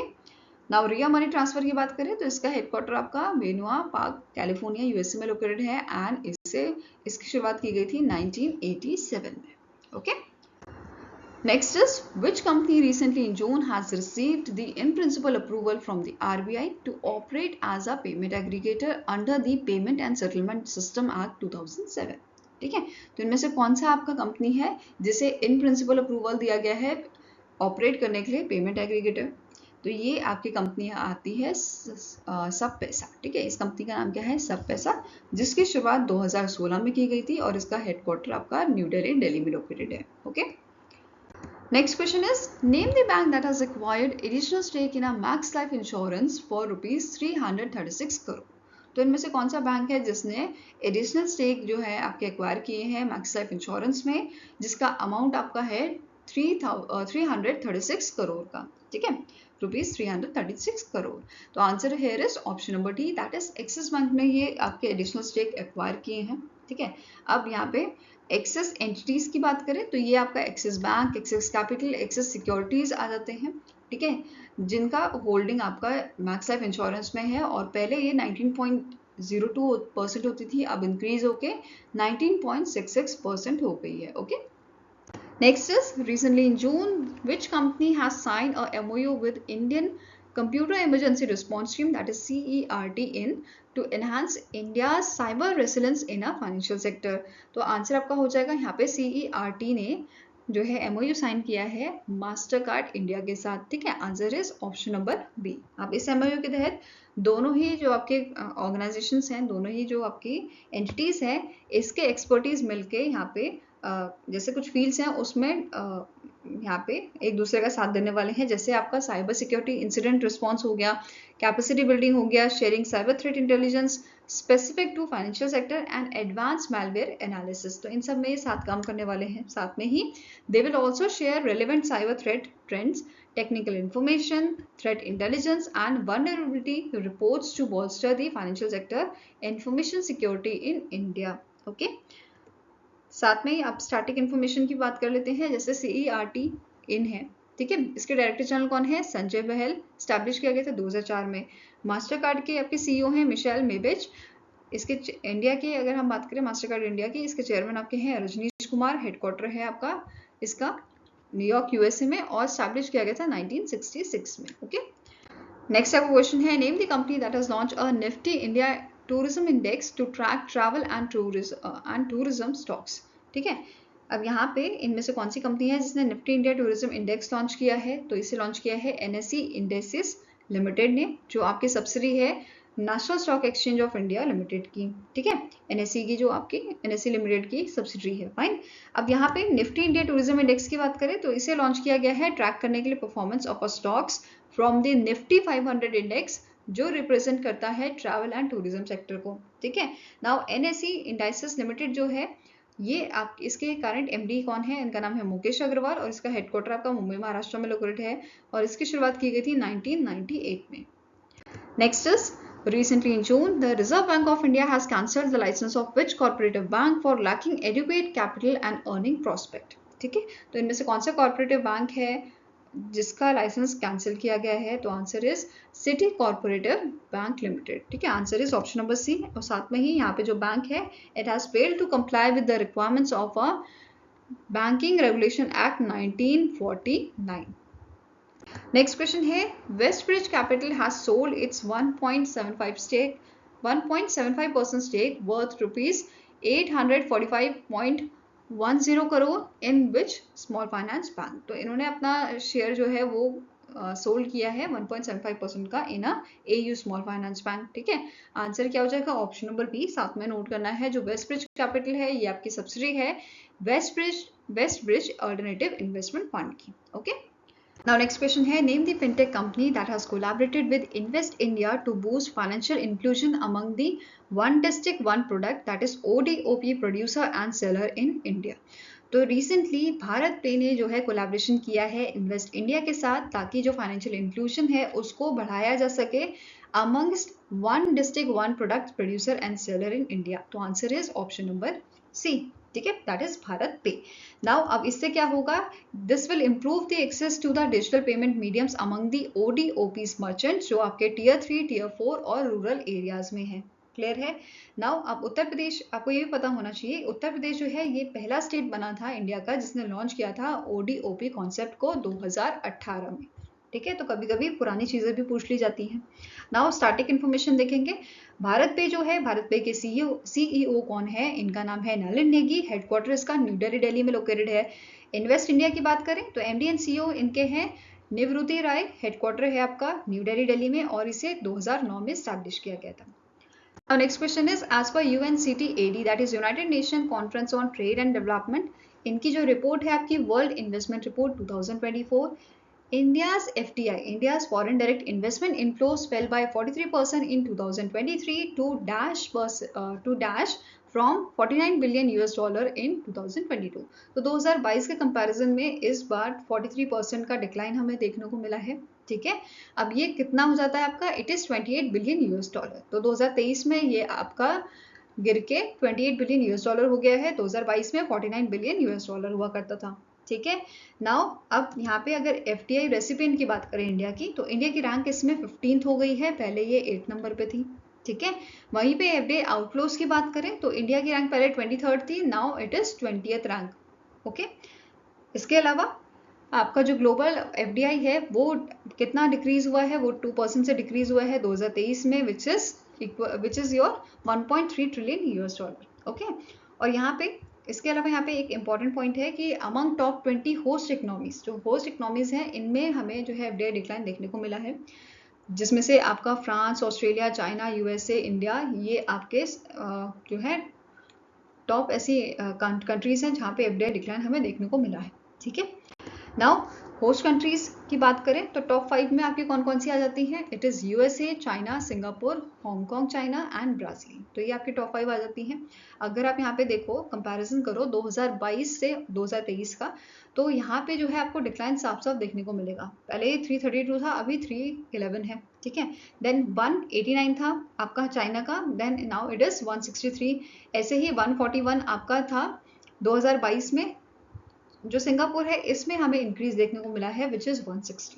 ठीक है, ऐसे ही हांगकांग, चाइना में भी इंक्रीज देखने को मिला है, वेयरएज ब्राजील में हमें जो है डिक्लाइन देखने को मिला है. ठीक है, ऐसे ही इंडिया की बात करें तो इंडिया का पहले आपको 49 था, नाउ इट इज 28. यहाँ पे भी हमें डिक्लाइन देखने को मिल रहा है. ठीक है, अगर यहीं पे हम बात करें होम इकोनॉमीज की, ठीक है, होम कंट्रीज की, तो यहाँ पे टॉप 5 कौन सी आ जाती है आपकी, USA, जापान, चाइना, स्विट्जरलैंड और हांगकांग, चाइना. ठीक है, तो ये टॉप 5 में आ जाते हैं आपके. अगर यहाँ पे कंपैरिजन करें तो 2022 में ये 366 था, अभी USA का इंक्रीज हुआ है FDI इनफ्लोज. ठीक है, ऐसे ही जापान का भी आपका इंक्रीज हुआ है. देन चाइना का यहाँ पे कम देखने को मिला हमें, 163 था पहले, अभी ये 148 हो गया है. ऐसे ही स्विट्जरलैंड का भी इंक्रीज हुआ है. हांगकांग, चाइना का आपका डिक्रीज देखने को मिला है, यहाँ पे 106 से 104 हो गया. ठीक है, इंडिया की बात करें तो इंडिया का ये पहले 15 था, अभी कितना हो गया, ये 13 हो गया है. Okay, next is, according to the second edition of our NESCOM Zinov Deep Tech Startup Report, India ranked dash among the top 9 deep tech system globally with a 850 million US dollar funding secured in 2023. तो 2023 में India के जो deep tech startup थे, इनके तरफ से total funding यहाँ पे कितनी हुई है, 850 मिलियन US डॉलर की, और इंडिया जो है लाई करता है 6th पोजीशन पे among the 9 deep ecosystem, okay, among the 9 deep countries.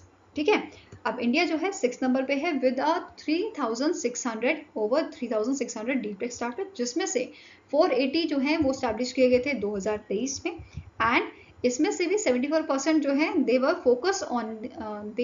Were having a focus on artificial intelligence, that is AI. Okay, अब डीप टेक क्या है, बेसिकली इसमें आपके AI, quantum computing, space tech startups आ जाएंगे, या robotics पे जो डील कर रहे हैं वो इसके अंडर आ जाएंगे. Okay, Next is, which bank has launched the smart lock safety feature on its banking app iMobile Pay to lock or unlock multiple banking services? तो जो iMobile Pay ऐप है, ये ऐप किसकी है? ICICI बैंक की है, ठीक है। तो आंसर यहाँ पे क्या हो जाएगा? Option number D. अब यहाँ पे इन्होंने एक फीचर लाया है स्मार्ट लॉक, जिससे आप अपनी सर्विसेज जो है वो लॉक और अनलॉक कर सकते हो, ठीक है। जैसे इंटरनेट बैंकिंग आप कर सकते हो, यूपीआई कर सकते हो, आपके डेबिट और क्रेडिट कार्ड को यहाँ पे लॉक और अनलॉक किया जा सकता है, ठीक है। इसके अलावा आप डीएक्टिवेट कर सकते हो particular banking services during the period of time. जैसे इन केस अगर यहाँ पे पॉसिबल फ्रॉडुलेंट ट्रांजेक्शन होता है तो उस केस में आप अपनी सर्विसेज स्टॉप कर सकते हो, ठीक है। Next is, the RBI has partnered with Application Programming Interface Exchange, that is APIX, to host Dash edition of a global hackathon, Harbinger 2024 Innovation for Transformation. तो RBI ने पार्टनरशिप की है एपिक्स के साथ होस्ट करने के लिए थर्ड एडिशन हरबिंगर का, ठीक है। आंसर यहाँ पे क्या हो जाएगा? It is option number E, that is it is a third edition, जिसके लिए यहाँ पे कोलैबोरेशन किया गया है, पार्टनरशिप की गई है, ठीक है। अब यहाँ पे दो थीम इसकी है, जीरो फाइनेंशियल फ्रॉड, जो डेडिकेटेड है रियल टाइम फ्रॉड डिटेक्शन के लिए, और ये इंश्योर करेगी transaction anonymity and identification mule account. दूसरी आपकी थीम है बीइंग दिव्यांग फ्रेंडली, ठीक है। अब ये किस पे फोकस करेगी? It will focus on empowering the visual impaired in financial transaction. इसके अलावा अगर हम यहाँ पे बात करें टेक्नोलॉजीज क्या क्या यूज की जाएंगी इन सॉल्यूशंस को क्रिएट करने के लिए, तो यहाँ पे आप यूज कर सकते हो artificial intelligence, application programming interface that is API, और डेटा एनालिटिक्स को, ठीक है। अब प्राइजेस की बात करें तो यहाँ पे कैश प्राइज में 40 लाख का जो है यहाँ पे आपका कैश प्राइज रखा गया है for winner in each problem statement category. Next आपका है special prize of 20 lakh for best all team and siphon of 5 lakh per team shortlisted for the solution development, ठीक है। Next is, recently in June, S&P Global Rating in its Economic Outlook Asia Pacific Q3 2024 retained India's GDP growth projection at -% for financial year 2025.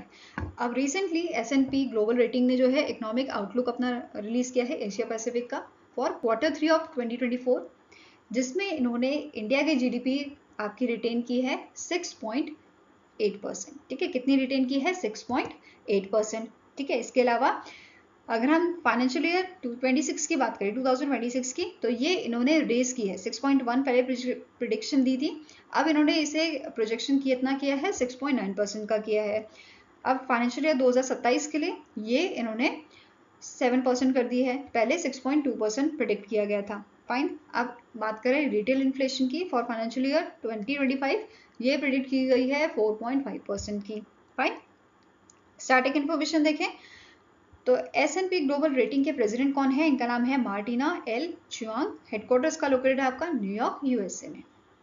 Next is, which general insurance company has recently in June integrated with the Indian Railway Catering and Tourism Corporation, that is IRCTC, to enable embedded group personal accident, that is GPA policies to be offered alongside a e-ticket purchases through Insignian API platform. तो recently देखो, जब भी आपने IRCTC की जो basically जो आपने ticket book किया होगा तो यहाँ पे आपको एक ऑप्शन मिलता है, ठीक है, कि आप इसे अगर आप क्लिक करते हो तो जो ट्रैवल इंश्योरेंस पॉलिसी आपकी होती है वो हो जाती है। बेसिकली यहाँ पे थोड़ा एक्स्ट्रा मनी आपको पे करना होता है और आपका ट्रैवल इंश्योरेंस यहाँ पे हो जाता है, ठीक है। अब इन केस जैसे खुदा ना खास कभी ऐसा हो जाए कि एक्सीडेंट हो जाए और पर्सन की डेथ हो जाए, ठीक है, एबीसी पर्सन है उसकी डेथ हो जाती है, इन दैट केस यहाँ पे उसकी फैमिली को जो है ये पॉलिसी मिल जाएगी, ठीक है। तो अब यहाँ पे क्या हुआ है कि ये जो इंश्योरेंस यहाँ पे प्रोवाइड किया जा रहा है, ट्रैवल इंश्योरेंस, ये प्रोवाइड कौन कर रहा है? ठीक है, आईआरसीटीसी के साथ मिलके, तो ये प्रोवाइड किया जा रहा है रॉयल सुंदरम जनरल इंश्योरेंस द्वारा, ठीक है। एंड अब यहाँ पे क्या बोला है कि क्या एक यहाँ पे एक नाम आपको देखने को मिल रहा है इनसिलियन एपीआई प्लेटफॉर्म का, ठीक है, इसी के थ्रू यहाँ पे ये परचेज किया जा रहा है। अब ये बेसिकली कर क्या रहा है? ये आपकी न्यूयॉर्क फर्म है, न्यूयॉर्क बेस्ड फर्म है, जो यहाँ पे जो आपके मल्टी प्लेटफॉर्म है, जैसे जो इनकी CTC की जो इनकी वेबसाइट हो गई या इनकी ऐप हो गई, इनमें सर्विसेज प्रोवाइड कर रहा है। तो अगर ये वाली सर्विसेज हमें हर जगह प्रोवाइड करनी है तो ये लिंक्ड होने चाहिए, ठीक है। इनकी वेबसाइट, इनके एप्स या अदर कोई प्लेटफॉर्म अगर हैं तो उन सबको ये क्या कर रहा है, इंटरलिंक कर रहा है, ठीक है। मल्टी प्लेटफॉर्म को इंटरलिंक किया जा रहा है API के थ्रू। API क्या है, एप्लीकेशन प्रोग्रामिंग इंटरफेस, ठीक है।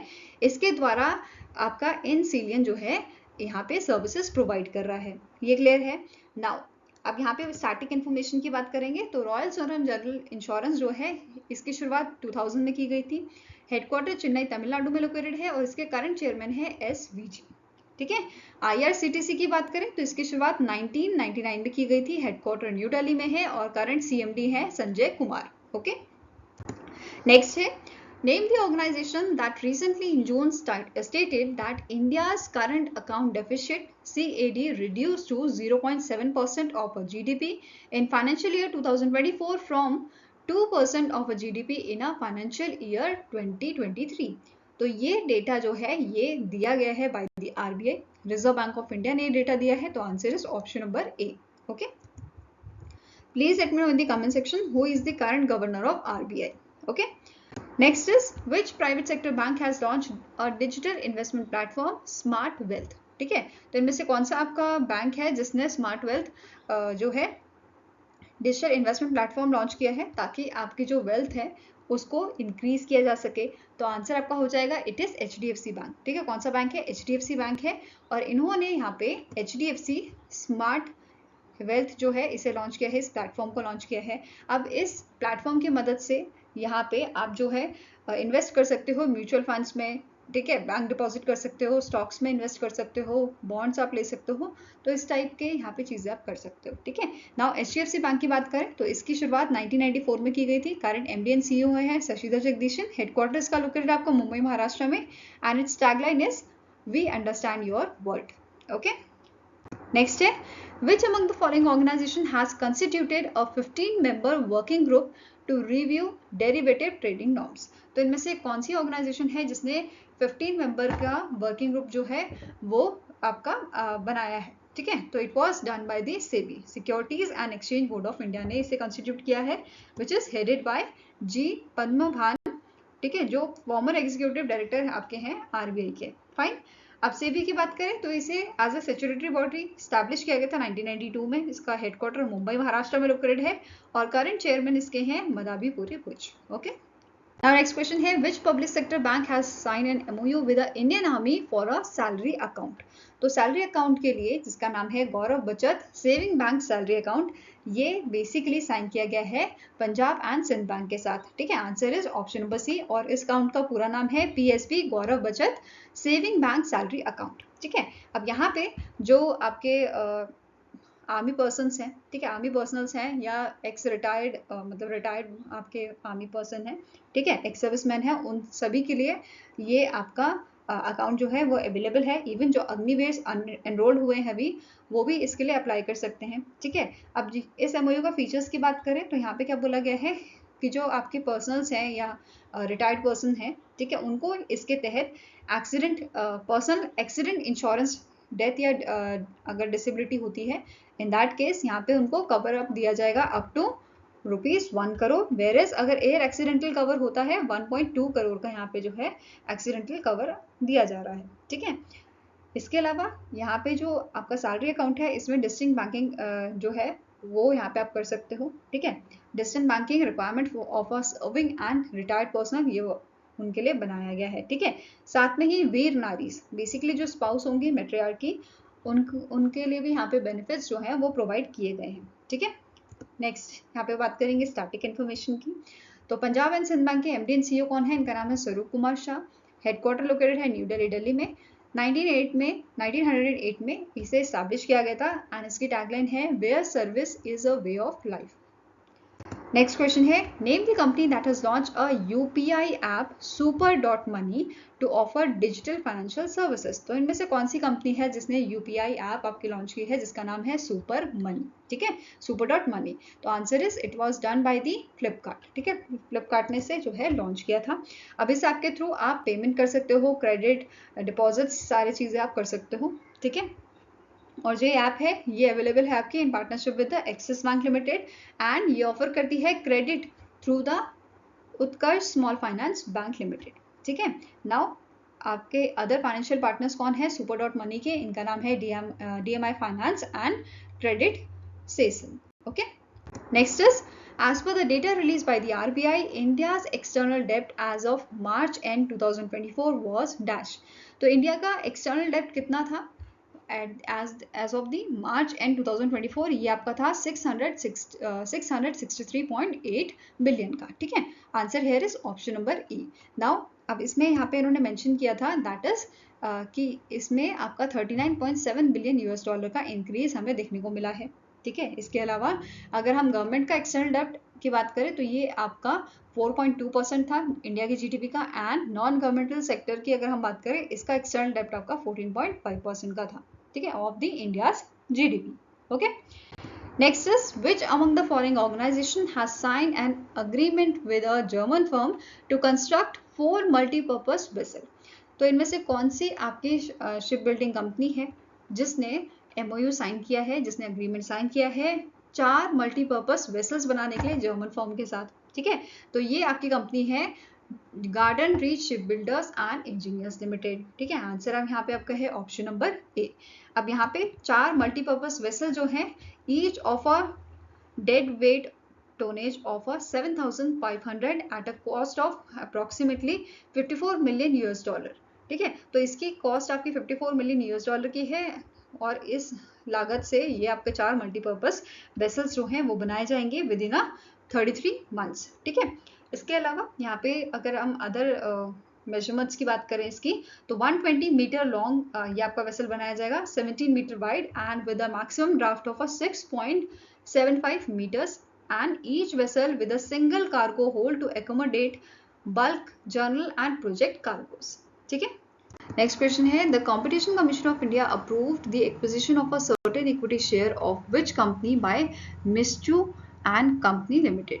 तो आंसर आपका हो जाएगा CCI ने यहाँ पे अप्रूवल दिया है कि जो आपकी मिस्टू कंपनी है वो एक्वायर कर सकती है stakes Sneha farms private limited में। ठीक है, answer is option number E.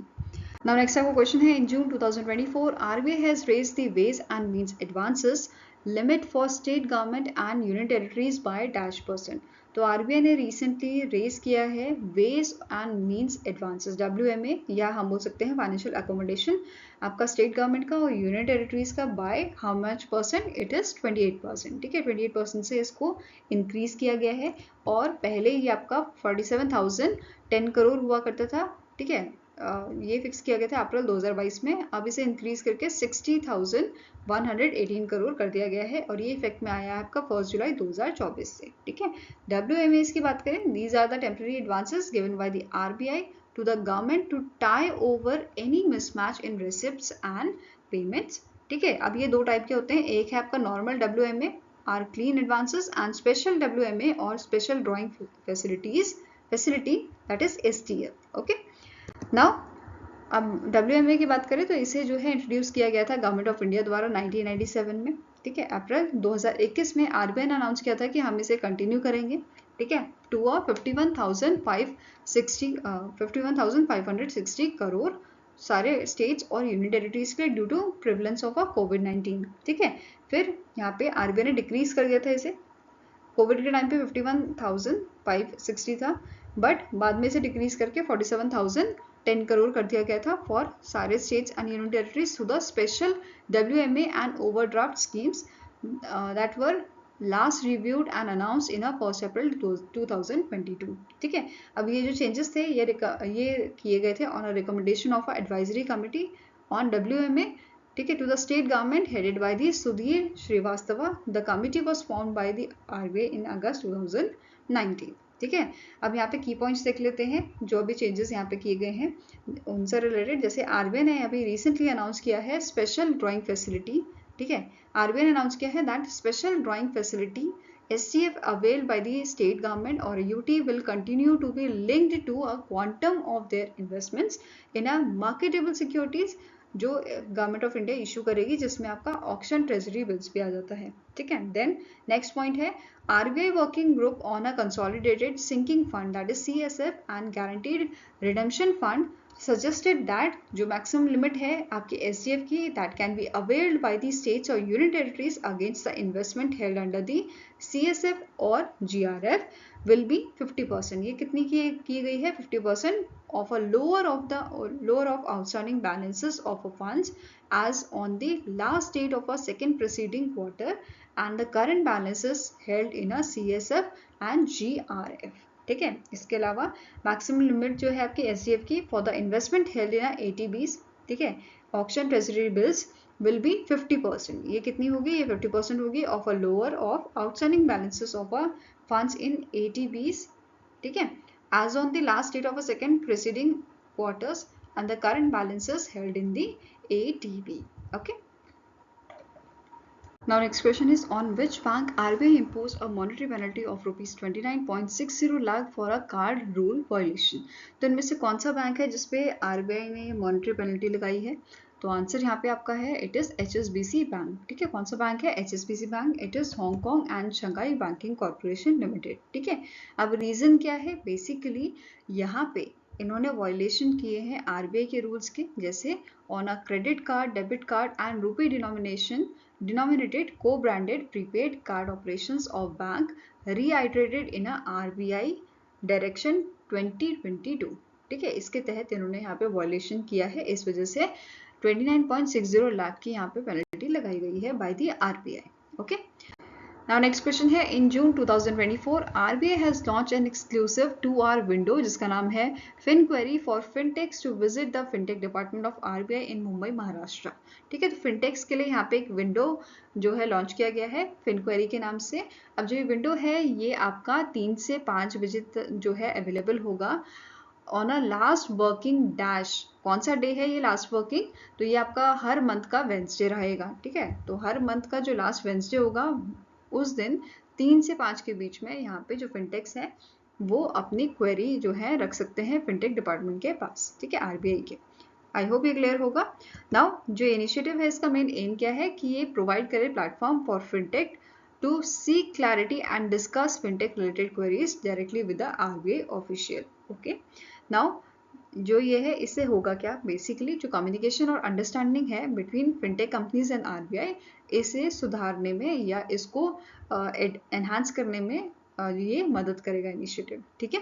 Next question है, which among the following life insurance company has introduced the bridge the gap campaign to educate the people about the role of life insurance? तो यहाँ पे जो HDFC life insurance company है इन्होंने इस campaign को launch किया था on a national insurance day, ठीक है। आंसर आपका यहाँ पे हो जाएगा it is option number E।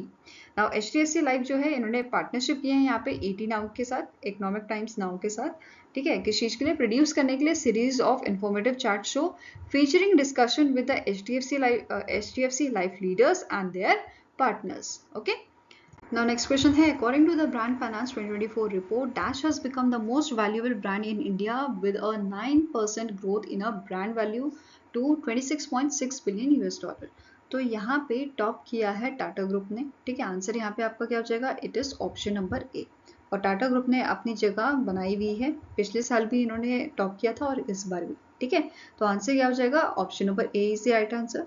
आप यहाँ पे टाटा ग्रुप जो है सबसे ज्यादा वैल्यूएबल ब्रांड तो बना ही है और ये फर्स्ट इंडियन ब्रांड बना है जिसकी जो आपका ब्रांड वैल्यू है ये नियर आपकी $30 मिलियन है, ठीक है।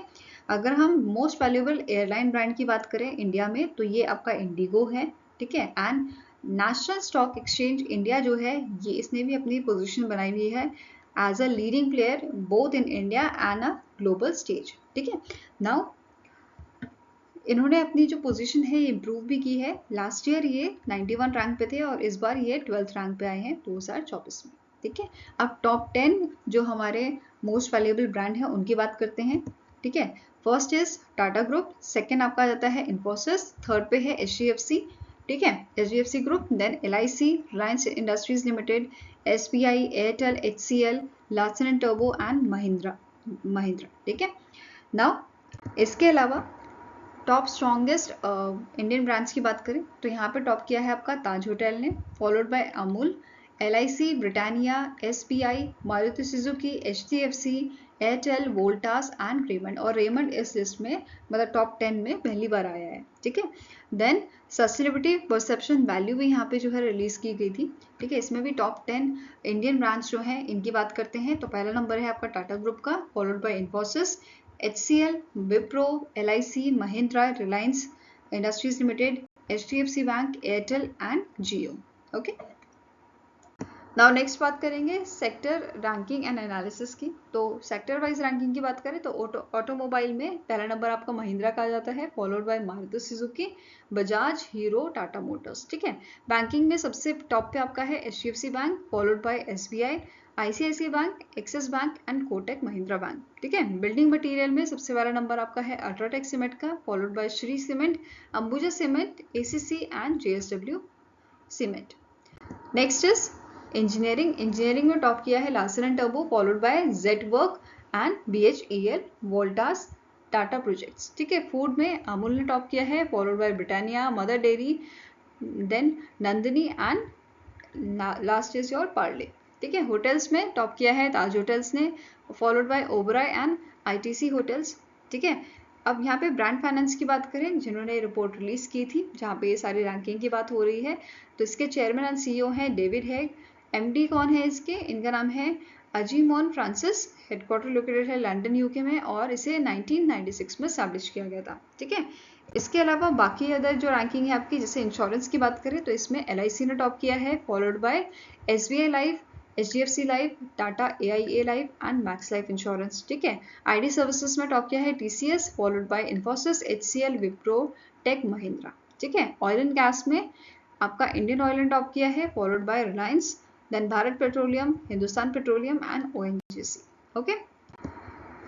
एंड लास्ट आता है आपका माइनिंग मेटल एंड मिनरल, इसमें टॉप किया है टाटा स्टील ने, then followed by JSW steel, Vedanta, then Hindalco and last is your SAIL, ठीक है। टायर्स में MRF ने टॉप किया है, followed by Apollo tyres, JK tyres, CEAT and BKT। Next है which among the following organisation has approved $1.5 billion to support India's low carbon energy sector. तो इनमें से कौन सी आपकी इंटरनेशनल ऑर्गेनाइजेशन है जिसने $1.5 बिलियन का अप्रूवल यहाँ पे जो है किया है इंडिया के लो कार्बन एनर्जी सेक्टर्स के लिए। तो ये आपका ऑर्गेनाइजेशन है वर्ल्ड बैंक, ठीक है। Answer is option number C। अब वर्ल्ड बैंक ने जो इंडिया का सेकेंड लो carbon energy programmatic development policy operation है, इसके लिए $1.5 बिलियन का अप्रूवल दिया है, ठीक है, जो मेनली फोकस करता है on enhancing market capabilities for a green hydrogen, ठीक है, scaling up renewable energy capacity and simulating investment in a low carbon energy sectors, okay. अब इसके अकॉर्डिंग यहाँ पे जो वर्ल्ड बैंक है इन्होंने मेंशन किया है कि ये एक्सपेक्ट कर रहे हैं कि at least 450,000 metric tons of green hydrogen जो है वो यहाँ पे जनरेट की जाएगी एंड 1500 megawatt of electrolysis per year ये एक्सपेक्ट कर रहे हैं फाइनेंशियल ईयर 2026 तक, ठीक है। इसके अलावा यहाँ पे क्या बोला है इन्होंने, it will help in increasing renewable energy capacity and support करेगा reduction in emission by 50 million tonnes per year. ये सब चीजें मेंशन की गई थी यहाँ पे, okay. Next is in June 2024, the SEBI has raised the threshold of a basic service demat account BSDA from existing limit of a 2 lakh to dash। तो इन्होंने जो थ्रेशोल्ड था आपका ये 2 लाख से बढ़ाकर 10 लाख कर दिया है, ठीक है। आंसर यहाँ पे आपका हो जाएगा ऑप्शन नंबर E। अब इसका मेन एम क्या है, इसका एम है कि ये स्मॉल इन्वेस्टर्स जो हैं इनको एनकरेज करे कि ये पार्टिसिपेट करें स्टॉक मार्केट में एंड प्रमोट करें इनके फाइनेंशियल एक्सेस को, ठीक है। साथ में ही जो सर्कुलेशन यहाँ पे लाया गया है बाय द सेबी, इन्होंने क्या बोला है कि ये इफेक्ट में आएगा 1 सितंबर 2024 से। क्लियर है।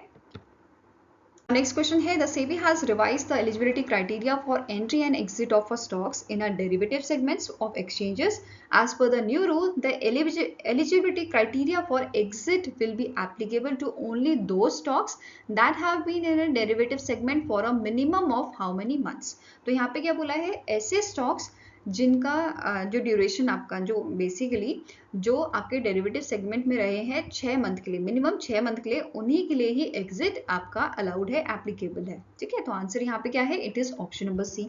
ठीक है, इसके अलावा exit criteria for existing stock, ठीक है, जो एग्जिस्टिंग स्टॉक्स हैं उनके लिए क्राइटेरिया क्या है, 3 मंथ्स का यहाँ पे क्राइटेरिया रखा गया है। ठीक है, ये क्लियर है ना। इसके अलावा अदर चीजें यहाँ पे जो मेंशन की गई हैं, जैसे under the revise criteria average daily market capitalization and average daily traded value in a previous 6 month on a rolling basis will be considered for top 500 stocks। ठीक है, ये कंसिडर की जाएगी टॉप 500 स्टॉक्स के लिए। नेक्स्ट है जो stocks median quarter sigma order size है, MQSOS है, over the last 6 month on a rolling basis shall not be less than ₹75 lakh. ठीक है, नेक्स्ट क्राइटेरिया क्या है, जो stock market wide position limit है on a rolling basis shall not less than, ये भी आपके कम नहीं होनी चाहिए 1500 करोड़ से। इसके अलावा जो स्टॉक्स एवरेज डेली वैल्यू है, ADDV है, जो in a cash market in a previous 6 month on a rolling basis shall not be less than ₹35 crore. ठीक है, नेक्स्ट यहाँ पे बात करेंगे प्रोडक्ट सक्सेस फ्रेमवर्क की। इसके लिए क्या कंडीशंस यहाँ पे हैं, पहला आपका कंडीशन है at least 15% of trading members active in all stock derivatives और 200 trading members which ever is lower shall have traded in any derivative contract on a stock being reviewed on a average on a monthly basis during the review period. Next है review period के दौरान जो trading है, ठीक है, trading on minimum of 75% of a trading days, ये आपकी होनी चाहिए।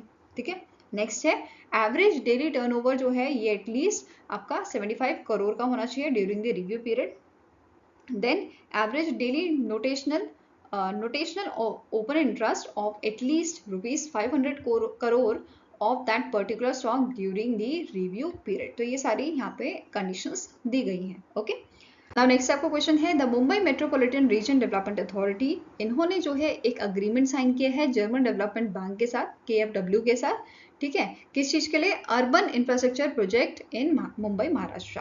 और ये आपका जो अग्रीमेंट है ये कितने रुपयों का है, तो ये आपका 850 करोड़ रुपए का है। ठीक है, तो आंसर आपका हो जाएगा ऑप्शन नंबर बी। क्लियर है, अब जो फंड है ये आपका सस्टेनेबल डेवलपमेंट प्रोजेक्ट्स में जो है खर्च किया जाएगा। फाइन, इसके अलावा यहाँ पे जो Mumbai metropolitan region development authority है, इन्होंने क्या बोला है, ये 365 करोड़ का जो फंड है वो अपने रिसोर्सेज से जो है रेज करेंगे। फाइन, अब सस्टेनेबल डेवलपमेंट प्रोजेक्ट्स पे ये खर्च किया जाएगा, तो इसमें क्या क्या इंक्लूड किया गया है, जैसे development of a green corridors, solid waste management system, recycling and reuse facility, promotion of a renewable energy solution to the address environmental concern and to help to enhance quality of life for residents living in the metropolitan area।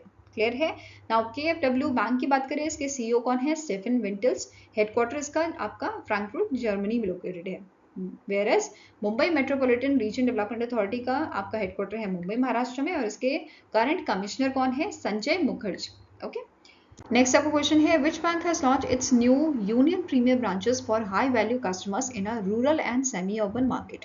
तो answer यहाँ पे आपका है it is done by the union bank of India. कौन सा bank है, union bank of India. और इन्होंने यहाँ पे बोला है कि जो इनकी यूनियन प्रीमियर ब्रांचेस होंगी they are equipped with the latest digital technologies for seamless banking. और ये किसे टारगेट कर रही है, हाई वैल्यू कस्टमर्स को टारगेट कर रही है in the rural and semi urban markets. Now static information देखें तो यूनियन बैंक ऑफ इंडिया के CEO कौन है, A मनी मेखलाई, हेडक्वार्टर्स का लोकेटेड आपका मुंबई महाराष्ट्र में। ओके, नेक्स्ट है as per the data release by the department for promotion of industry and internal trade, India receive the highest foreign direct investment from dash country in financial year 2024। तो इनमें से कौन सी country है जिससे सबसे ज्यादा जो है FDI इंडिया को मिला है इन द फाइनेंशियल ईयर 2024, तो ये कंट्री है सिंगापुर। ठीक है, आंसर यहाँ पे आपका हो जाएगा ऑप्शन नंबर ए। इसके बाद यहाँ पे Mauritius, USA, Netherland, Japan, UAE, ये सारी कंट्रीज हैं जिनसे FDI इंडिया को मिला है। ठीक है, हाईएस्ट किससे मिला है, सिंगापुर से, which is followed by these countries. ठीक है, अब FDI इन्वेस्टमेंट सिंगापुर से कितना था, 11.77 बिलियन था। ठीक है, 7.97 बिलियन $, आपका मॉरिशस से था, फिर USA से 4.99 बिलियन, ऐसे ही जापान से 3.17 बिलियन और UAE से था 2.9 बिलियन $। ठीक है, नाउ इसके अलावा आपको नोट करना है FDI तो हमें सिंगापुर से मिला ही है। ठीक है, इतना सारा एफडीआई मिलने के बाद भी जो एफडीआई इक्विटी है ये आपके इस साल मतलब फाइनेंशियल ईयर 2024 में हमें कम देखने को मिली है by about 3.5% in financial year 2024 from 46.03 billion ये आपके फाइनेंशियल ईयर 2023 की है, वेरेस अभी ये 44.42 बिलियन रही है due to the global economic uncertainties. ठीक है, ऐसा यहाँ पे बताया गया है। ठीक है, नाउ एफडीआई इक्विटी इनफ्लोज जो है ये डिक्रीज हुई है मेजर कंट्रीज में जैसे Mauritius, Singapore, USA, UK, UAE, Cayman island, Germany, Cyprus, इन सब से यहाँ पे जो एफडीआई इक्विटी है वो कम देखने को मिली है, डिक्रीज देखने को मिली है, वेरस जापान और नीदरलैंड ऐसे कंट्रीज है जहाँ पे ये इंक्रीज देखने को हमें मिला है। ठीक है, नाउ नेक्स्ट है एफडीआई डिक्रीज मेनली इन सेक्टर्स। कौन कौन से सेक्टर्स में एफडीआई जो है कम देखने को मिला है, जैसे सर्विसेज हो गए, computer hardware, software, telecommunication, automobile, pharma and chemical. ठीक है, ये आपके सेक्टर्स है जहाँ पे एफडीआई हमें कम देखने को मिला है।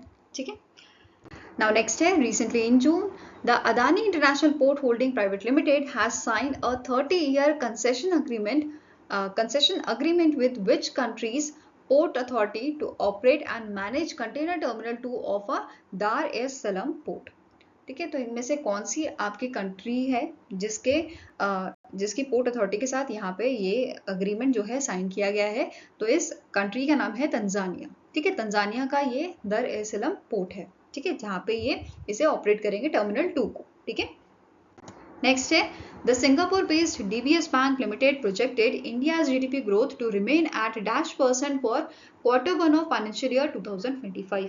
तो जो आपका डीबीएस बैंक है, डीबीएस बैंक ने प्रोजेक्ट किया है इंडिया के GDP Q1 of financial year 2025 के लिए कितना किया है, 7% किया है। ठीक है, आंसर आपका हो जाएगा ऑप्शन नंबर बी। नाउ यहाँ पे इन्होंने फाइनेंशियल ईयर 2025 के लिए जो जीडीपी प्रोजेक्शन था वो सेम रखा है, वो रिटेन रखा है 7% पे, और Q1 के लिए भी 7% यहाँ पे प्रिडिक्ट किया है। ठीक है, नाउ डीबीएस बैंक की बात करें तो इसके सीईओ हैं पीयूष गुप्ता, हेडक्वार्टर इसका लोकेटेड आपका सिंगापुर में, 1968 में से स्टैब्लिश किया गया था और इसकी टैगलाइन है लिव मोर बैंकलेस। ठीक है, नेक्स्ट है which among the following company has set to build a new research vessel for DRDO with the deal of approximately rupees 500 crore. तो इनमें से कौन सी आपकी कंपनी है, ठीक है, शिपयार्ड कंपनी है जो नया रिसर्च वेसल डीआरडीओ के लिए बनाएगी। ठीक है, आंसर आपका हो जाएगा it is option number A garden reach ship builders and engineers. ठीक है, इंजीनियर्स लिमिटेड।